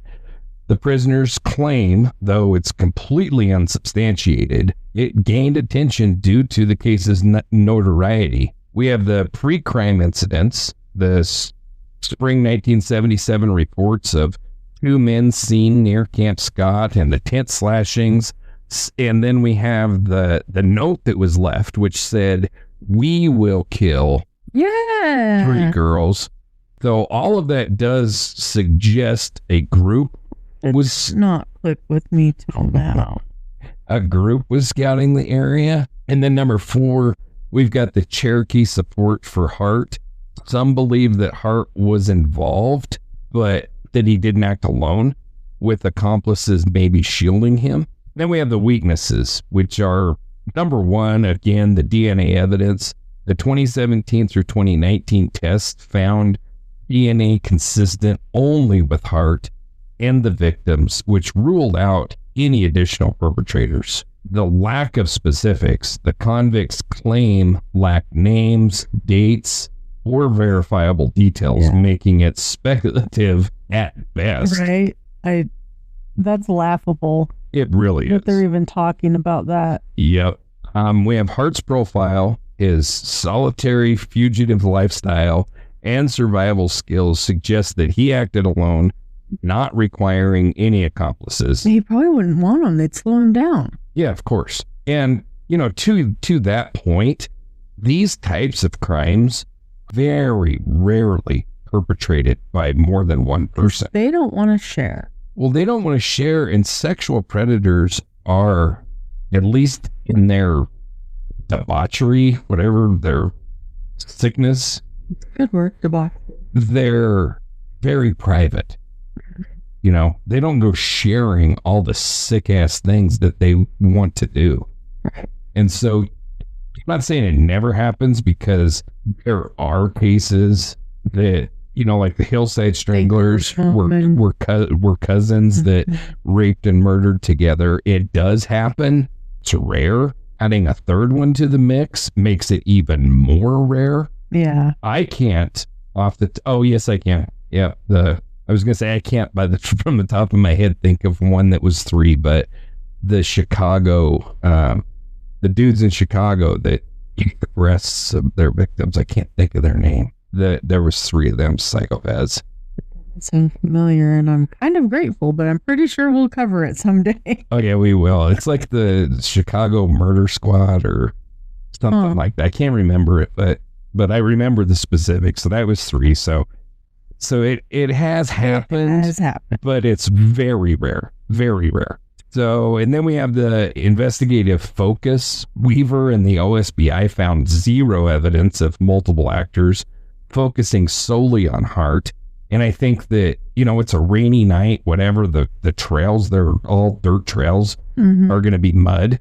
They found footprints, but only from one or a 9.5 There would have been a crap ton of. There would have been a lot of footprints. The 2017 cold case review by the 23 experts from the National Center for Missing and Exploited Children also concluded that Hart acted alone, finding no evidence of any accomplices. Then we have the contradictory witnesses. Reports of 2 men in the spring of 1977 were vague at best and were unlinked to the murders, with no consistent descriptions matching any known suspects. And the community bias. The theory partly stems from the Cherokee narratives seeking to deflect the blame from Hart, but it lacks any and all forensic or eyewitness support, pretty much all support in general. So my analysis and plausibility of this one, the multiple perpetrators theory is speculative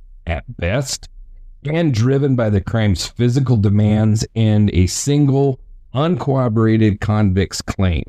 While moving 3 bodies in a storm suggests significant effort, Hart's athleticism and familiarity with the terrain makes a solo act very feasible. DNA evidence exclusively matching Hart and the victims, combined with the expert panel's findings, strongly undermines this theory. The lack of specific evidence for accomplices and the investigation's focus on Hart align with the establishment narrative, which this theory fails to challenge effectively. Persists, though, in community lore, but it lacks any real substance. So I would place the plausibility of this theory higher than the Myers theory, but I would still say that its plausibility is low at 10 to 15%. So now we have the female accomplice theory. Please tell me this story, because I'm so freaking intrigued.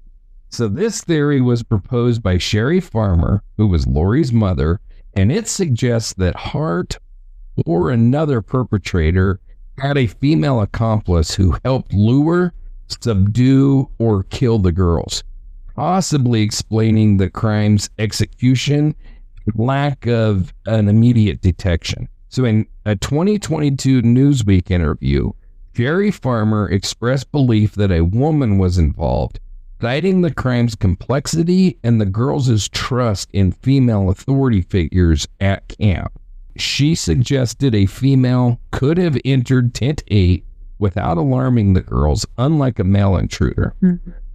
The precise targeting of Tent 8 in the secluded Kiowa unit and the absence of widespread camper disturbance led some to speculate a camp insider or a female figure was involved. Locust Grove speculation occasionally pointed to a female staff member or a local woman aiding Hart, though no names were consistently cited. So the supporting evidence for this theory are the crime's logistics. A female accomplice could have facilitated entry to Tent 8, and as campers might not question a woman's presence during the storm, the girls' compliance, being moved without waking any of the others, like you had said, suggests that they could have trusted somebody. Sherry Farmer's intuition, which talked about it before, I give a lot of credence to mother's intuition. And as a grieving mother and an advocate, Sherry's belief carries emotional weight, reflecting her decades-long study of the case. Then we have the camp vulnerabilities, the Kiowa unit's isolation, and the lax security, such as the tent being 86 yards away from the counselor's tent, could have allowed a female insider to act completely unnoticed. And then we have some unexplained details, the absence of screams, like you had said, or any widespread panic among the 130 to 140 campers suggests a controlled approach, potentially aided by someone familiar to the girls. Or someone that could have been passed off as, I'm a counselor you haven't met yet. Right. I arrived late. Whatever. Yeah. So the weaknesses in this theory are, again, no DNA evidence.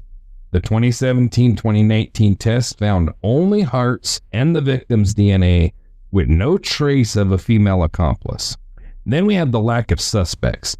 No specific female was identified, and camp staff such as Carla Wilhite and Michelle Hoffman were thoroughly vetted with no evidence being found of their involvement. The speculative nature of this, Sherry's theory, while heartfelt, lacks any concrete evidence, relying on intuition rather than forensics or witnesses. Next, we have Hart's solitary profile. Hart's fugitive lifestyle and the manhunt's focus on him as a lone actor contradict the need for an accomplice. And to me, also complicates his ability to find an accomplice. Mm-hmm.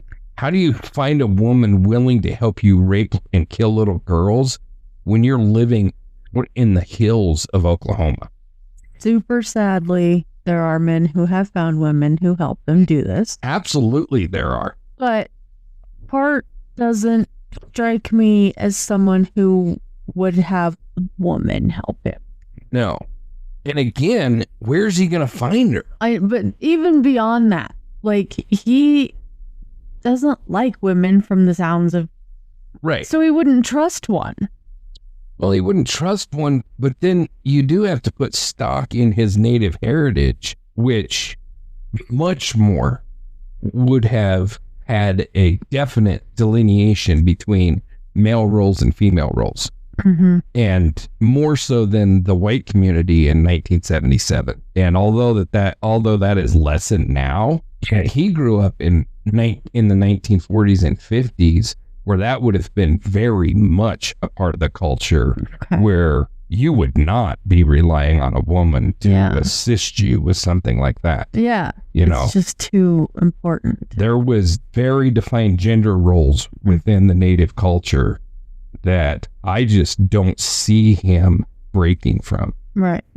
But again, that's my speculation. So. Well, no, I agree with you. That's why I was thinking he wouldn't grab a woman to help him do it. I don't see it. And then the fact is, he's living in caves. He's not at bars picking up women. Yeah. He's living in caves. So, cave women.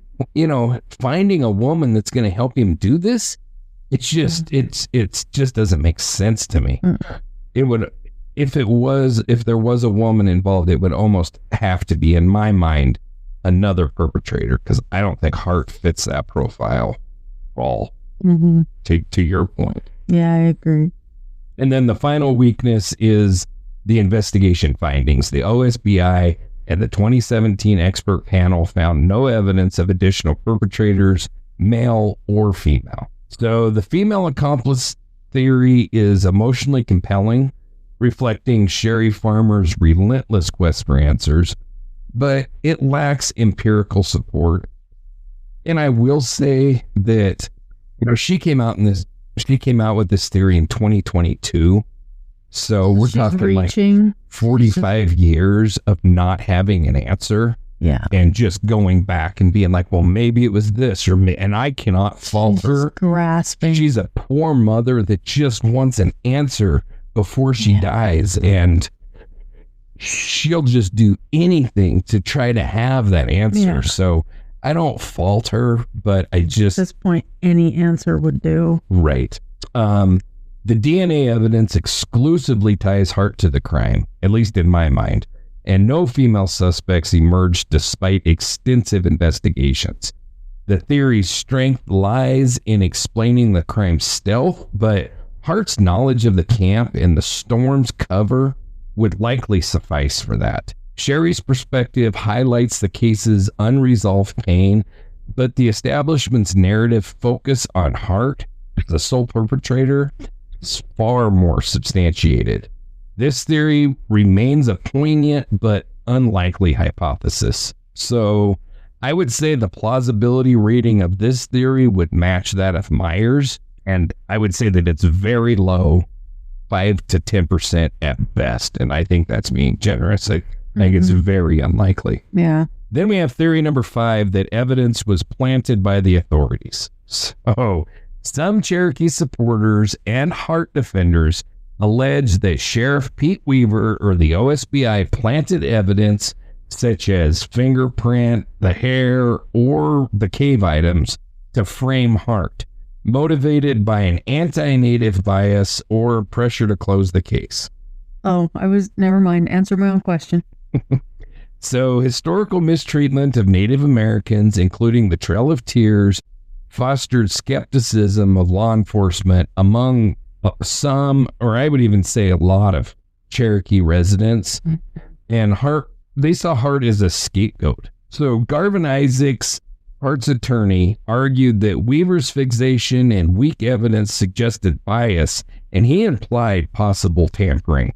Hart's not guilty verdict and death in 1979, followed by DNA tests, led some supporters to claim that evidence was manipulated to target him. So the supporting evidence for this theory is the 1977 fingerprint was only a partial, hair samples were not unique, and the cave items were circumstantial, which raises questions about their validity.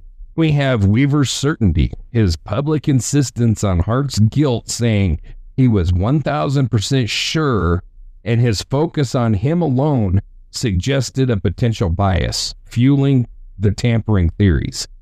Then we have the cultural context. Letters to Tulsa World and Cherokee protests claim that Hart was targeted for his native identity, the 1966 convictions, not by the evidence. And then we have the DNA inconclusiveness, the lack of a full DNA profile in 2017 through 2019 tests allowed skeptics to question whether early evidence was manipulated. So the weaknesses of this theory are the DNA consistencies, the 1989 and then again in 2017-2019 tests independently confirmed Hart's DNA link, making planting unlikely. Would say extremely unlikely, because it would require cross-decade coordination. We would have to long game. Yeah, we would have had to coordinate from 1977 to 1989, then also to 2017 and 2019. Yeah. No, it's just very unlikely. There's no motive or opportunity for this. Sheriff Reed dismissed the planting claims, noting that there's no evidence of motive.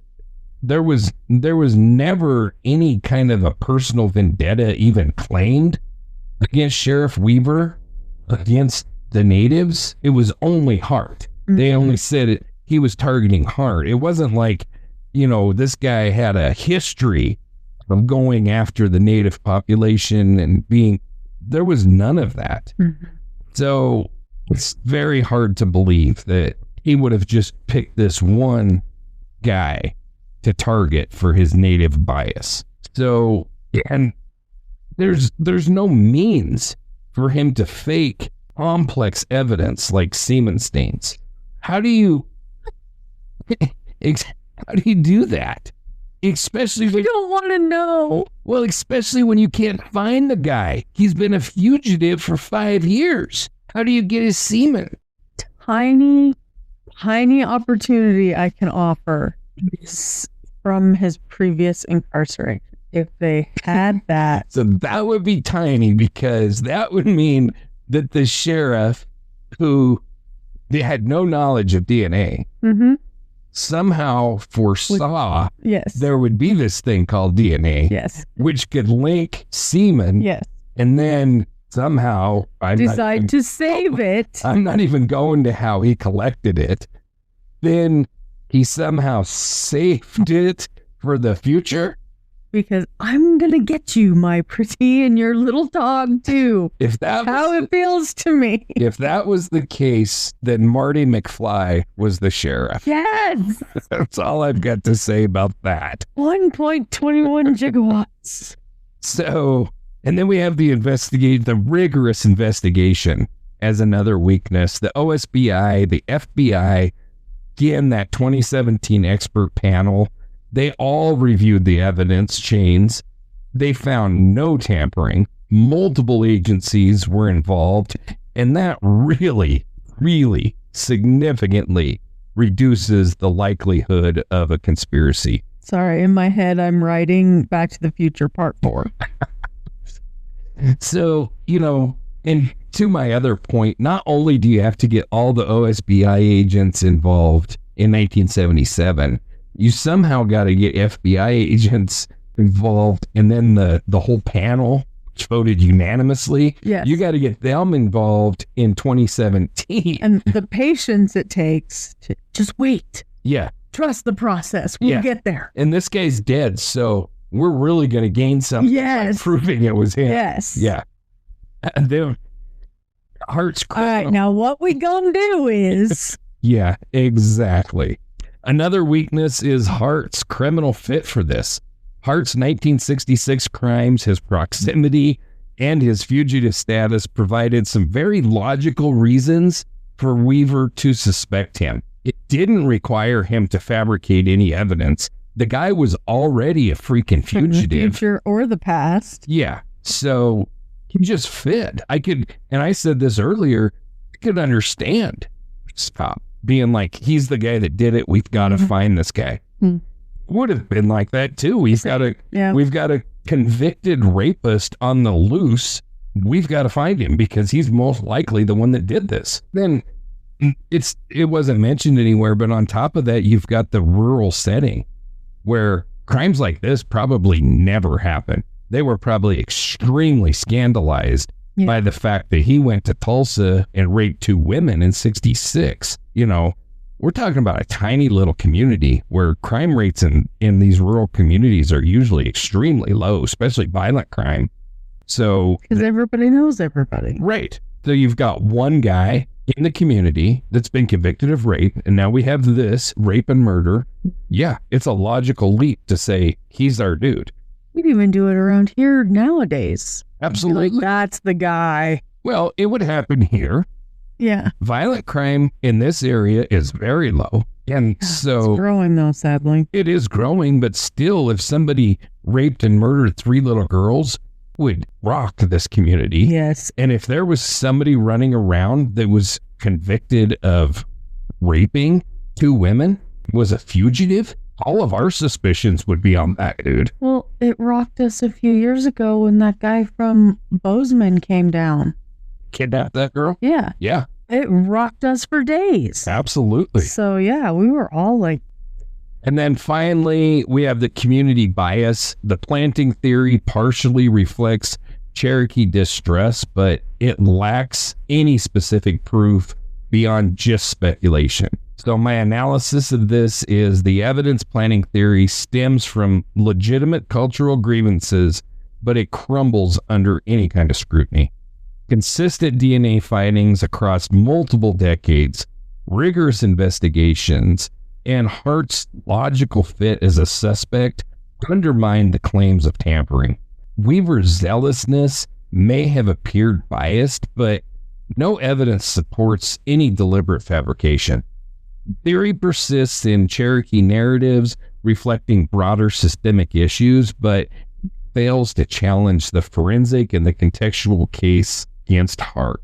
The establishment narrative's strength lies in its evidence-based forensics, its evidence-based focus, making this theory very implausible. I would say that the plausibility rating of this theory is also very low, 5% being extremely gracious. I would put it right there with Myers at like 0%, if I'm, honest. But, for me to say, and giving it a percentage has to be, it could not possibly have happened. So that's why it gets a 5%, because, it could have happened. Very unlikely. Right. And then we have theory number 6, and that is Buddy Bristol. We haven't heard of Buddy. Who's Buddy Bristol? So in 1923, Cherokee citizen Faith Phillips. Who's Faith Phillips? Okay. She's a Cherokee citizen. She's a citizen of the Just Cherokee adding Nation. more people all the time. So she presented new information at the Tribal Self-Governance Conference in Tulsa, Oklahoma, based on a tip that she received. And she revealed that a man named Buddy Bristol, while in prison, made a deathbed confession to a former Mays County sheriff. Bristol claimed that he was present at Camp Scott on June 13, 1977, when Lori Lee Farmer, Michele Heather Guse, and Doris Denise Milner were murdered. According to Phillips, Bristol stated that he went to the campsite with several other men, one of whom committed the murders. And some of these men are reportedly still living in the community. The exact date of Bristol's confession is not specified in the sources, but it was obtained by a sheriff, likely in the years prior to 2023, and brought to the public attention by Phillips in 2023. Bristol's confession, as reported by Phillips, suggests a group effort rather than a lone perpetrator. He allegedly named other individuals involved, claiming that one of them was the actual killer. Those specific names of the other men were not publicly disclosed in the sources. It's annoying. The confession aligns with alternative theories that multiple individuals may have been involved, challenging the long-standing focus on Hart as the sole suspect. So the supporting evidence for this are the source of the confession. We have Faith Phillips. She's a Cherokee citizen, and she presented the confession at the 2023 Tribal Self-Governance Conference in Tulsa based on information that she obtained from a former Mays County sheriff. So she has clout because she's Cherokee, he's Cherokee. Right. So her public disclosure, backed by collaboration with Cherokee filmmaker Jeremy Charles, Fox Nation, and a Fox Nation docuseries, lends some credibility to this, as it involves tribal authorities and professional media production, which does suggest more intense vetting of the claim. Yeah.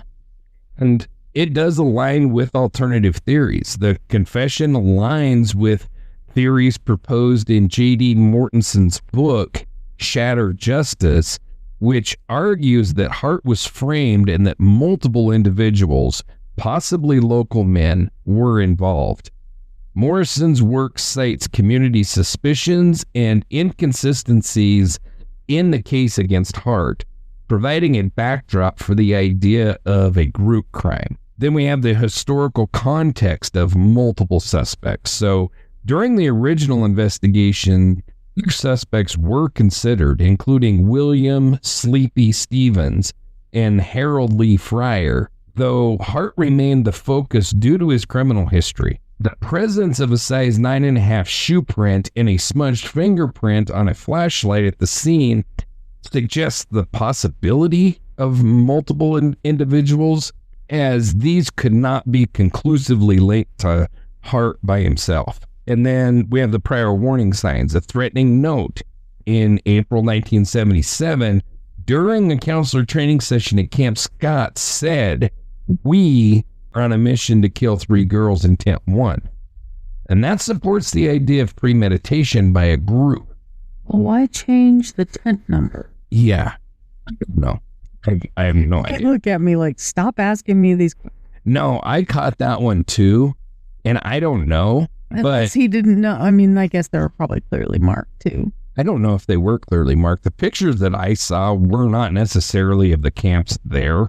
Were just that style of Girl Scout tents. But this would have been the farthest tent at the edge. So logically, if somebody said it was 1, there is a logical basis for that assumption, because it would have been first tent if you were entering from that end. Mm-hmm. As it turns out, it was kind of the last tent because the entrance was on the opposite end. So Who knows? But that is what the note said. Yeah, so I'm trying to figure out why they... Anyway, it's apples and oranges. It really is, but then there is also the other possibility that there was a tent. I mean, there was a tent 1, but it's also the other possibility that 1 ended up being filled to capacity with 4 to 6 girls, and so they were like, "Oh crap, that's not going to work." So they went and found a tent with just 3 little girls in it. Because we're only here for 3, right? But anyway, that supports the idea of premeditation by a group. The note's dismissal by camp staff as a prank, as testified by Helen Smitty Gray in the 1985 lawsuit, we'll get to that, could indicate missed opportunities to prevent the coordinated attack. He's learning me. She's going to ask. We have the Cherokee Nation investigation. So the confession prompted the Cherokee Nation to open a fresh investigation in 2023, following the 2020 McGritt versus Oklahoma ruling, which granted tribal jurisdiction over crimes involving Native Americans in the area. So The fact that tribal law enforcement took the confession seriously enough to investigate suggests that it carries weight with the Cherokee community, especially given Hart's Cherokee identity and local ties. Then you have the cultural and the community context. Some in Locust Grove believed Hart was a scapegoat due to his criminal past and Native identity. Bristol's confession implicating others in the community resonates with local skepticism about Hart's sole guilt, as reported in sources like Tulsa World and community discussions on platforms like Reddit. Weaknesses to this theory are the lack of specific details. The source does not provide specific details from Bristol's confession, such as the names of the other men, right, the exact role that he played, or how the group accessed Camp Scott. Without these specifics, it's difficult to verify the confession against crime scene evidence or witness accounts. Which leads us to number 2, which is the unverified source. So while Faith Phillips is a credible figure within the Cherokee community, the confession's origin, a deathbed statement to an unnamed former sheriff, lacks any transparency. There's too many unnamed people in this game. Right. The sheriff's identity, the timing of the confession, and whether it was recorded or documented formally are not disclosed in any available sources. Then we have no corroborating evidence. The crime scene evidence, like the shoe print, the flashlight, the fingerprint, duct tape, the rope, has been primarily linked to Hart, with both the 1989 and then the later DNA matches that said there was a 1 in 7,700 chance that it was him. So there's no forensic evidence directly that ties Bristol or any other named or unnamed accomplices to the scene, and that really limits the confession's weight. And then we have the deathbed confession reliability. So deathbed confessions are inherently problematic, because they may reflect distorted memories. And I could not figure out what he died of, but that's a huge factor here. Mm-hmm. I mean, if he was dying of old age or like advanced cancer or something like that, if he would have been on certain medications, all of that really plays in here. So was he admitting to something he did that wasn't this, but right. He was twisting it because he couldn't remember? We just don't know. And then, there's also, you've got a guy that's dying in prison. Nobody's ever going to remember his name. There's also this desire to be known. Final legacy. Yes. So Bristol's claim made in prison, like I said, could be exaggerated or just completely fabricated, especially without any independent corroboration. Number 5, we've got timing and publicity. The confession surfaced in 2023, 46 years after the murders, coinciding with renewed interest because of the Fox Nation docuseries and McGritt's jurisdictional shift. This timing raises questions about whether the confession was amplified for media attention purposes or tribal advocacy rather than based on any new concrete evidence. And then finally, we have the inconclusive prior investigations. The original investigation, the subsequent DNA tests were inconclusive or pointed to Hart, and no other suspects were prosecuted or even considered, really. All of the evidence really points to a sole perpetrator. The lack of any evidence supporting a group effort really weakens the confession's plausibility in my mind. It introduces a new narrative without resolving any existing contradictions. We already talked about the lack of footprints, unless they were floating. I don't know how you only have, they all wore size 9.5 and they all got the same shoes. Stepped right behind each other. Yeah. So my analysis of this one is that Bristol's deathbed confession introduces a compelling but speculative twist to the Oklahoma Girl Scout murders case. The theory of multiple perpetrators does align with community skepticism about Hart's sole guilt, particularly among those who viewed his 1979 acquittal as evidence of a flawed investigation. The April 1977 threatening note supports the idea of premeditation, potentially by a group because it said we, and the McGritt ruling has created a new avenue for investigation under Cherokee Nation jurisdiction, lending legitimacy to revisiting alternative suspects. However, the confession's lack of specific, verifiable details and the absence of forensic corroboration make it difficult, if not impossible, to substantiate.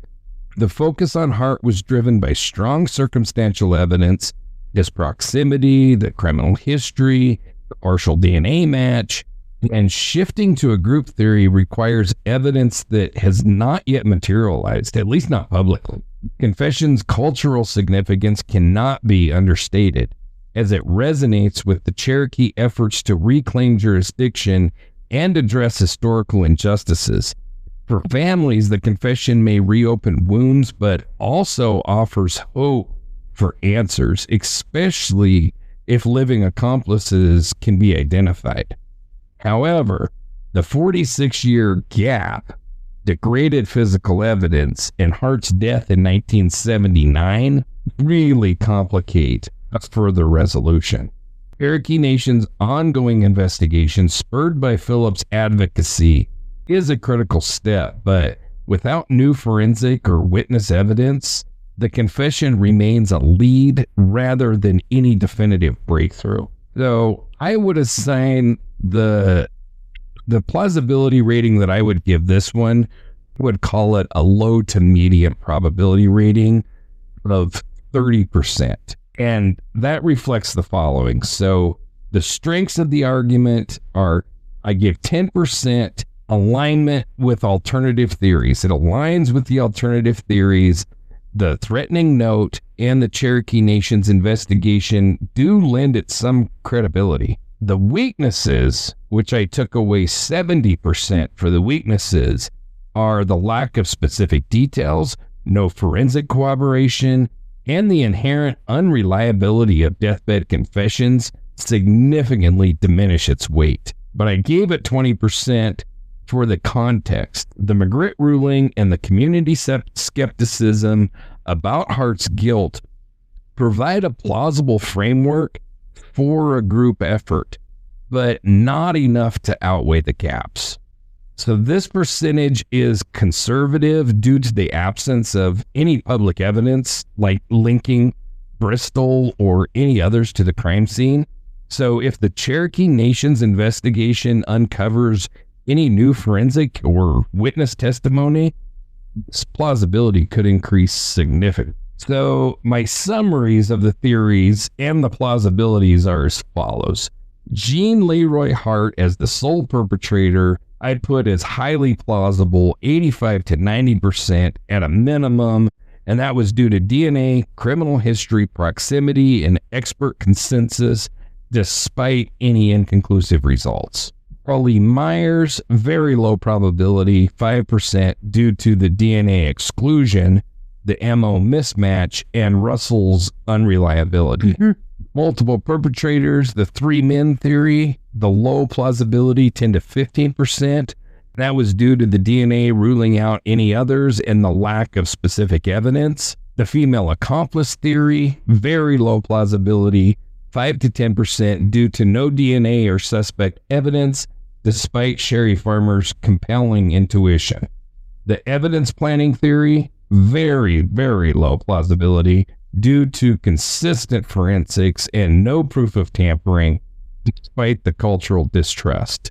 And then finally, the Buddy Bristol theory, low to medium plausibility, 30% due to no corroboration, lack of details, and the inherent issues with deathbed confessions. So the Hart theory dominates by far. I think that it's supported by forensics. I think it's supported by the investigations, while the others reflect the community pain, speculation, unresolved questions. Establishment narrative, while robust, is tempered by acknowledging these alternatives to ensure fairness. So what's next for the case? Where does the case stand today in 2025? The Cherokee Nation's investigation sparked by the McGritt ruling is still active. Could they find new evidence, maybe enough to declare Hart guilty posthumely? It's unlikely, but it's possible. The DNA keeps pointing towards Hart, but without a living suspect or new breakthroughs, the case stays unsolved. Still, the families, Sheriff Reed, and the community are not giving up. They're still pushing for truth, for some kind of resolution, even if closure is out of reach. Okay, so the following lawsuit, following the discovery of the security flaws at Camp Scott that led to this tragedy, some of the parents understandably filed a lawsuit. The plaintiffs were Dr. Charles, or Bo Farmer, and Sherry Farmer, parents of Lori Lee Farmer, and Betty Milner, parent of Doris Denise Milner. The defendants were the Magic Empire Council, which operated Camp Scott, and its insurer, the Hartford Company. Notably, the parents of Michele Guse, Georgianne, and Richard Guse did not join the lawsuit, possibly reflecting their preference for privacy. Georgianne and Richard were known to avoid public attention following the tragedy. The Farmers and Milners, or Ms. Milner, filed the lawsuit shortly after the murders in 1977, seeking $5 million in damages, equivalent to approximately $14.6 million in 2024. The case progressed through the legal system over 8 years, culminating in a trial in March 1985.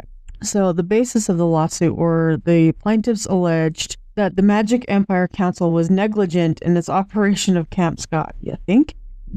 Claiming that inadequate security and oversight contributed to the murders. Key points of their arguments included: number 1, inadequate security measures. Tent placement. Tent number 8, where the girls were housed, was located 86 yards from the counselor's tent, making it the most isolated in the Kiowa unit and difficult to monitor, especially at night. Plaintiffs argued this placement left the girls vulnerable. I agree. Prior incidents: 2 months before the murders, during an April 1977 counselor training session, a counselor's belongings were ransacked and a threatening note was found in an empty donut box, stating, "We are on a mission to kill 3 girls in tent 1. The plaintiffs contended that the camp failed to act on this warning, which could have indicated a security threat. I agree. Number 3, history of intrusions. The plaintiffs claimed that Camp Scott had a pattern of thefts, burglaries, and intrusions in the years leading up to 1977, suggesting that the camp was not adequately secured against potential threats. They argued that the camp's remote location and lack of sufficient staffing or security measures made it an easy target. So agree. Do. 4, negligent operation. The lawsuit asserted that the Magic Empire Council failed to provide a safe environment, alleging that the camp was understaffed and poorly operated. The plaintiffs argued that normal security measures, such as additional counselors, better lighting, or closer tent placement, could have prevented the tragedy. Again, I agree. Agreed, yes. So, number 5, foreseeability of harm. Parents' attorney, Jack Gaither, argued that the camp's negligence allowed a killer to roam, emphasizing that the prior threatening note and history of intrusions should have prompted heightened security. Plaintiffs framed Camp Scott as an understaffed, unguarded, overgrown spread where a killer could operate unchecked. That's the 5th agreement. You agree? I agree. We all agree. So the Magic Empire Council and Hartford Company countered that the camp was well run. Can't even read that without laughing. And that the murders were an unforeseeable tragedy that could not have been prevented through reasonable measures. Their key arguments included, settle in for this one. Number 1, unavoidable tragedy. Defense attorney Dan Rogers argued that the murders were horrific but unpredictable act. No amount of standard security could have deterred the perpetrator. Sorry, I needed a moment for that one. Yeah. Particularly if it was Gene Leroy Hart, the primary suspect. Hart, a Cherokee man who grew up a mile from the camp, had escaped from Mays County Jail in 1973 and eluded a massive manhunt for 10 months, demonstrating his ability to evade capture. Actually, it was 8 years. Yeah, 5 years and 10 months. Rogers suggested that Hart's determination and familiarity with the area made the crime unpreventable. Not agree. 2. Camp operations. The defense presented Camp Scott as a, quote, well-run, ideally situated wilderness retreat, end quote. They called witnesses, including former camp director Helen Smitty Gray. Sorry, I don't want to offend, but anyone who goes by Smitty, I'm not gonna put 100% stock in their testimony. But anyway, Helen testified that she did not recall a pattern of thefts or intrusions prior to 1977, disputing the plaintiff's claims of ongoing security issues. Gray's testimony aimed to show that the camp operated responsibly. It's so hard to say this with a straight face. Yeah. And that the threatening note was an isolated incident, not indicative of systemic failure. Number 3, first responsibility. Rogers stated that both sides agreed Hart was the likely killer, framing him as a singularly dangerous individual whose actions were beyond the camp's control. He argued that holding the Magic Empire Council responsible would unfairly burden the Girl Scout movement and give Hart the satisfaction of knowing that he's destroyed it. Which I don't really think was Hart's motivation. Yeah, I destroyed the Girl Scout movement. Yeah, I just... Yeah. The civil trial took place in Tulsa, Oklahoma, beginning March 18, 1985, and lasted several days. It was heard in a Tulsa County courtroom before Judge Bill Beasley. I think it's important to note here that in the lawsuit, the camp director at Camp Scott at the time of the murders is my friend Helen Smitty Gray, and in the story we discussed it as being Barbara Day. This confused me too as I tried to figure out what was causing the confusion of who the actual director was. The conflicting mentions of Helen Smitty Gray and Barbara Day as camp director seem to stem from ambiguous or overlapping roles within the camp's leadership structure, as well as inconsistencies of how sources describe the staff's hierarchy. It's possible that both women held director-level roles, with Gray potentially serving as director during preseason training, April 1977, or in a prior year, while Barbara Day was the primary director during the June 1977 camp session when the murders occurred. Alternatively, Gray could have been a senior counselor or assistant director, but her prominence in the lawsuit testimony led to her being referred to as the director in some accounts. I couldn't find any sources that explicitly clarify whether Camp Scott had multiple directors or if roles shifted between the training session and the camp session. For example, the Daily Oklahoman and other reports from the 1985 lawsuit trial highlight Gray's testimony as director, while other sources like American Hauntings and KOCO News emphasize Barbara and Richard Day's leadership during the incident. So the key testimonies here, the plaintiff's case, attorney Jack Gaither presented evidence of the camp's alleged negligence, focusing on the threatening note, the isolated placement of Tent 8, the prior incidents of theft and vandalism. Witnesses likely included camp staff or experts who could testify to the camp's security shortcomings, though specific witness details are sparse in available records. Defense case. The defense called 6 witnesses, including Helen Smitty Gray. I just can't with her, who served as camp director. Gray's testimony on March 26, 1985, denied knowledge of a pattern of security issues aiming to refute the plaintiffs of negligence. The defense closed their case on March 26, 1985, after Gray's testimony. So the evidence discussed, the trial highlighted physical evidence from the crime scene, such as the threatening note, a large red flashlight found in the girls' bodies with an unidentifiable smudged fingerprint, and a size 9.5 shoe footprint in the blood inside the tent. While these were discussed in the context of the criminal case against Hart, the civil trial focused on whether the camp's operations could have prevented crime. So on March 27, 1985, the jury, after deliberating, voted 9-3 in favor of the Magic Empire Council and Hartford Company, finding them not liable for the murders. The verdict meant that the plaintiffs received no damages. So these poor families were then denied a second time. Yeah. So on June 7th, 1985, Jack Gaither, representing the farmers and the Milners, filed an appeal with the Oklahoma Supreme Court challenging the jury's decision and Judge Beasley's refusal to grant a new trial on May 6, 1985. However, there is no record in the provided sources of the appeal resulting in a reversal or any further trial, and that suggests that it was either denied or unresolved in the public documentation. The loss of the lawsuit added to the family's anguish, obviously, as it represented yet another avenue of justice that failed to provide them any type of closure.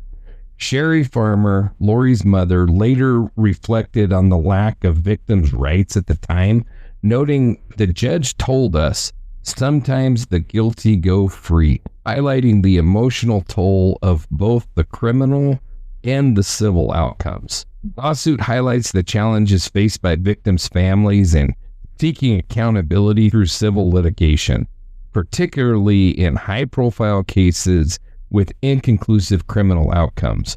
The plaintiffs' focus on the threatening note and the tent placement came to establish foreseeability, but the defense successfully argued that the murders were an unpredictable act by a determined individual. The jury's 9-3 decision suggests some jurors may have sympathized with the plaintiffs, but were persuaded by the defense's framing of Hart as an unstoppable force.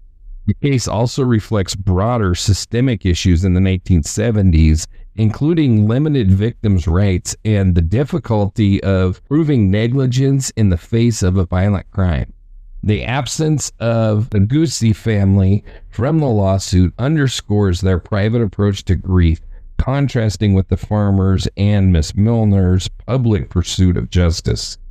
What strikes me the most is how this case still feels alive. It's not just a story from 1977, wound that is still very much open.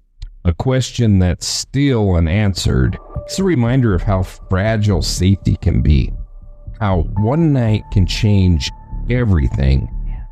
And it's a call to remember Lori, Michele, and Denise as victims, but as little kids who deserved so much more. In this case, we've traveled through time, rural Oklahoma.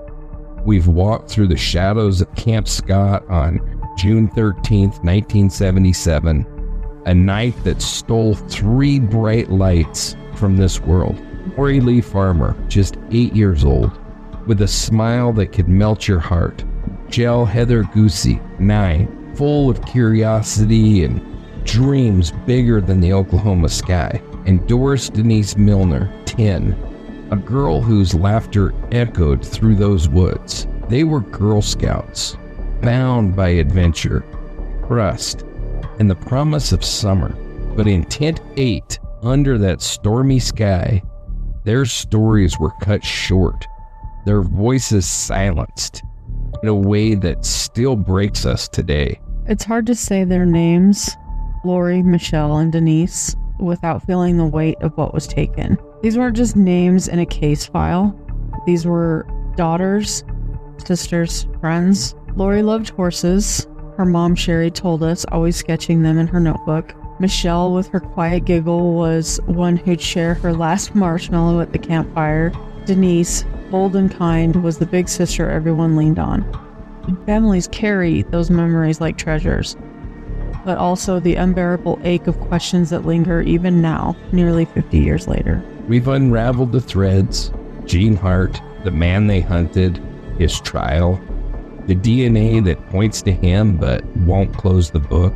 We've chased whispers of others, like Carl Lee Myers, and theories of accomplices or planted evidence, each one a flicker in Locust Grove's divided heart. But at the center, always, the little girls, families who fought to keep them alive. Carrie Farmer, Lori's mom, she's the heartbeat of this story. After the acquittal in '79, when Hart walked free, Sherry didn't break. She built something.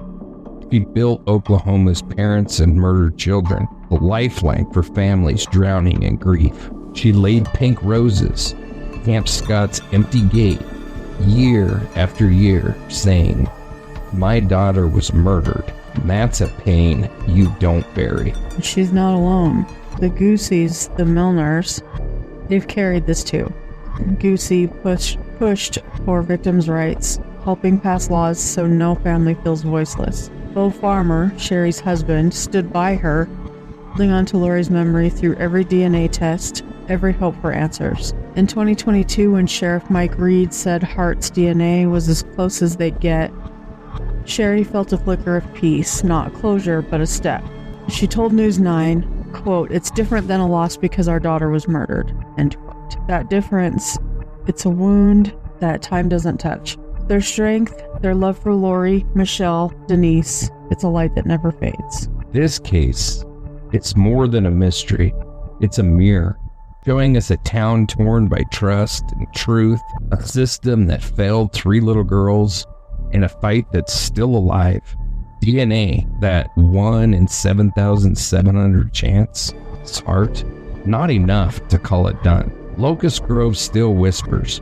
Some defend Hart, some curse him, but everyone feels the scar. We, sitting here in 2025, we owe it to Lori, Michele, and Denise to ask, what does justice look like when the answers are half buried in those Cookson Hills? Is it a name, a conviction, or is it making sure no other family knows this pain?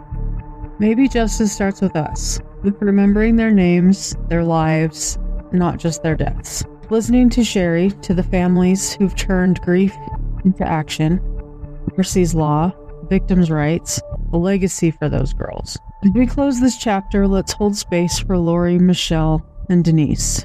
Picture them laughing, running through that camp, their futures wide open, and let's carry their story forward. Not as a puzzle unsolved, but as a call to honor every child, every family who deserves to be safe and to be remembered. So, Dark Dialogue listeners, we leave you here, the edge of Camp Scott. Trees still whisper, and the questions don't rest. For Lori, Michele, Denise, for Sherry, and every heart still beating for them. Keep asking, keep listening, keep their light alive. If you like what we do and how we do it, give us a like and a follow. You can't imagine how much that means to us and how much it helps. Consider becoming a supporter on Patreon or on Ko-fi, helping us to continue to do this work. Follow us and stay up to date on social media, and feel free to reach out there or to our email at info@darkdialogue.com. Questions, critiques, or case suggestions. Till next time, this is John and Angela signing off. Stay curious, stay kind, stay safe, and never stop seeking the truth. The dialogue alive.